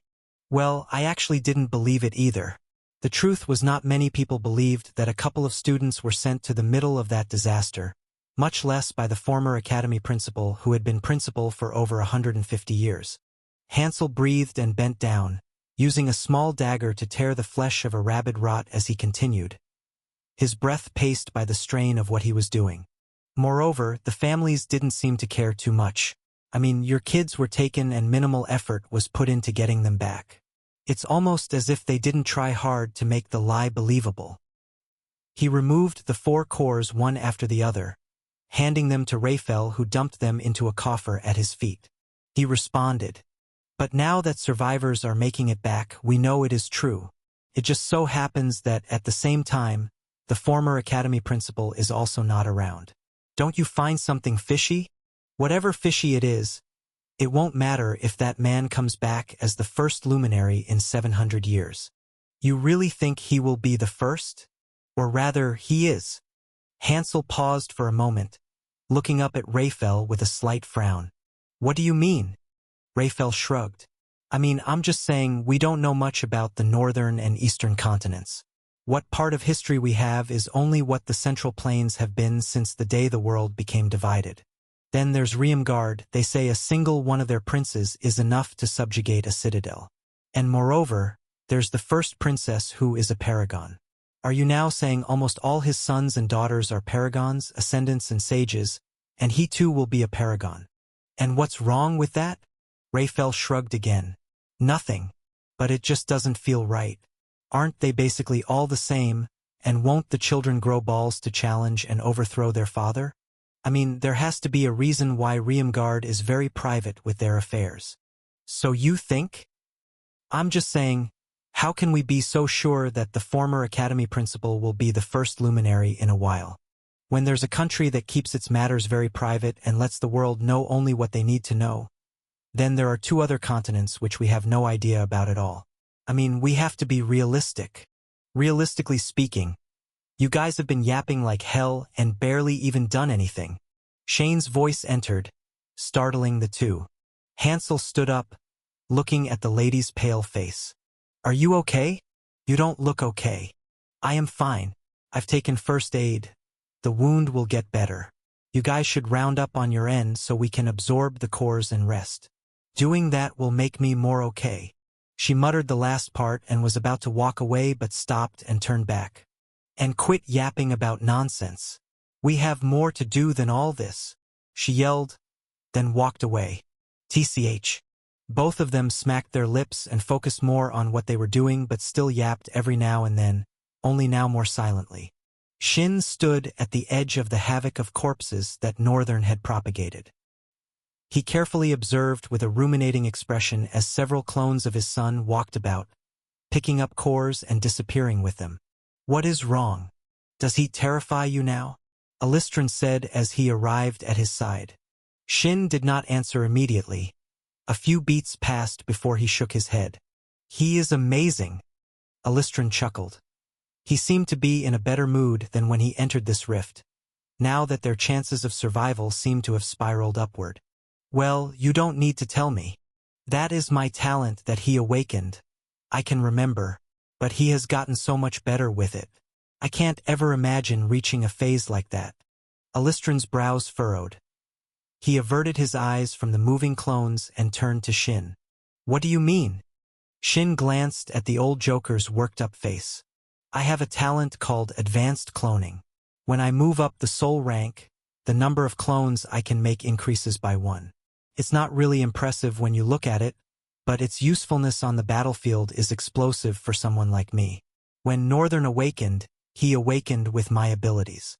I never imagined being able to create such a magnanimous amount of clones. He really has advanced it more than I ever thought possible. He is amazing. Alistran's frown deepened. No, that's impossible. It's impossible for him to awaken with your talent.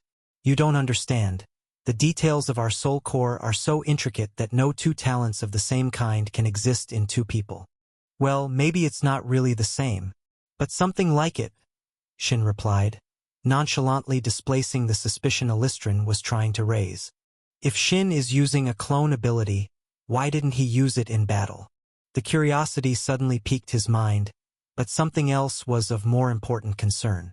Northern awakened with his father's kind of ability? How often does a phenomenon like this happen? Alistran was willing to bet his all that this was not the case. It was a thought, just a thought. But what if Northern could copy talent abilities? Chapter 580. Spiritual Force. The masses of corpses were gathered together and frozen by Ryan, forming a four-cornered wall of sorts to protect them from any sudden attack. Each of them sat back-to-back with a certain number of cores in front, which were given after they had divided the cores equally. There was a certain style and technique that was usually employed during essence absorption from soul cores. And to keep drifters from copying each other's technique, it was advisable that two drifters should back each other when absorbing soul cores. Of course, they weren't just backing each other. They were sitting in a circle, but each person's back was faced against another in such a way that it was a bit stressful to look at the person beside them, at least not when busy absorbing soul essence from cores. Even Shin, Ryan, Alistran, Jesai, and Linus were involved. Northern and Dante stood above the wall while they watched the others as they absorbed their soul cores. Silence persisted between the two of them for a while. Then the lieutenant spoke. Why are you not absorbing all the soul cores you've collected? Northern was silent for a beat. Then he shrugged.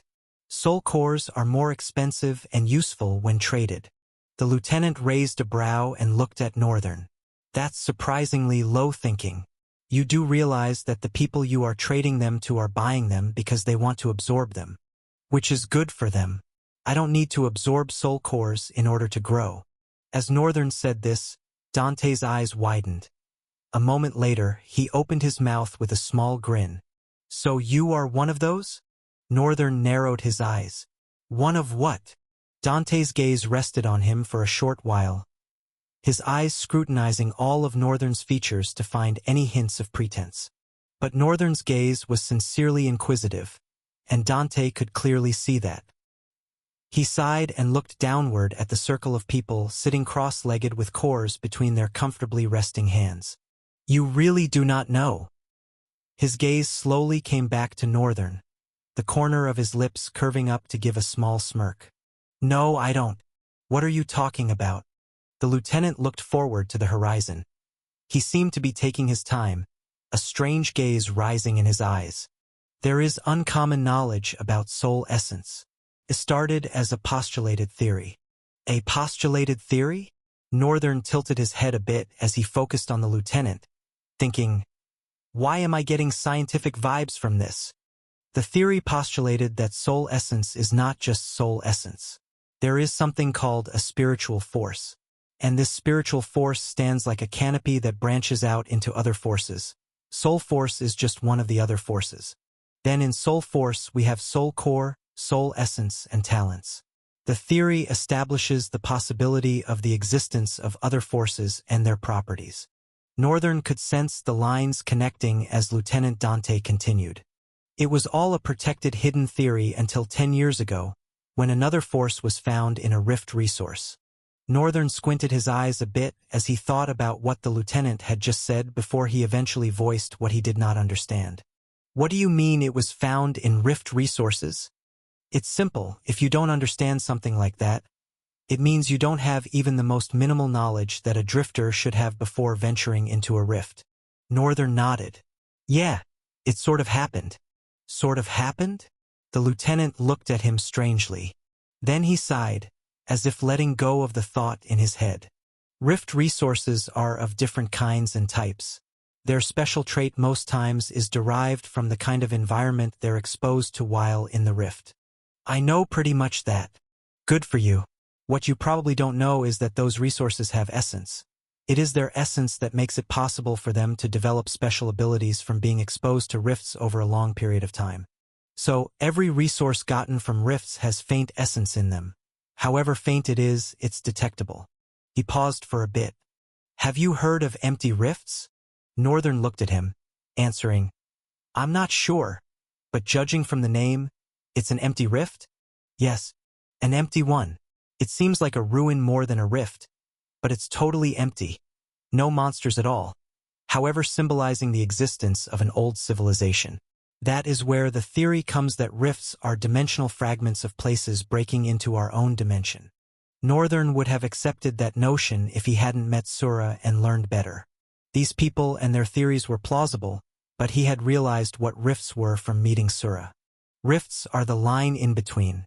However, it is very possible that that line in between continues to leak two dimensions now in particular, the world below and the world above, into each other. Northern wanted to believe that it was possible for the back door of a rift to lead to the underworld. But where would one find the back door? Judging by your look, you have heard this before. Northern smiled shortly. Well, being in the Dark Continent, I heard a lot about what rifts are in our countless attempts to live. I see. 10 years ago, an empty rift was found. A ruin that we had never seen even in the history of finding empty rifts. And a purer kind of essence was found. This essence was further termed as divine essence, hence divine force. Not much has been discovered about divine essence since then, and so it has remained as a protected theory. Northern nodded his head subtly in understanding. He didn't expect that a random conversation like this was going to help him better understand what his ability was. I am sincerely grateful, he responded politely. Are you? Northern stared at the lieutenant, lingering before he responded, I am. Then do you think you can do me a favor? I darned expected that crap. He knew what he was doing since he opened his mouth and started talking.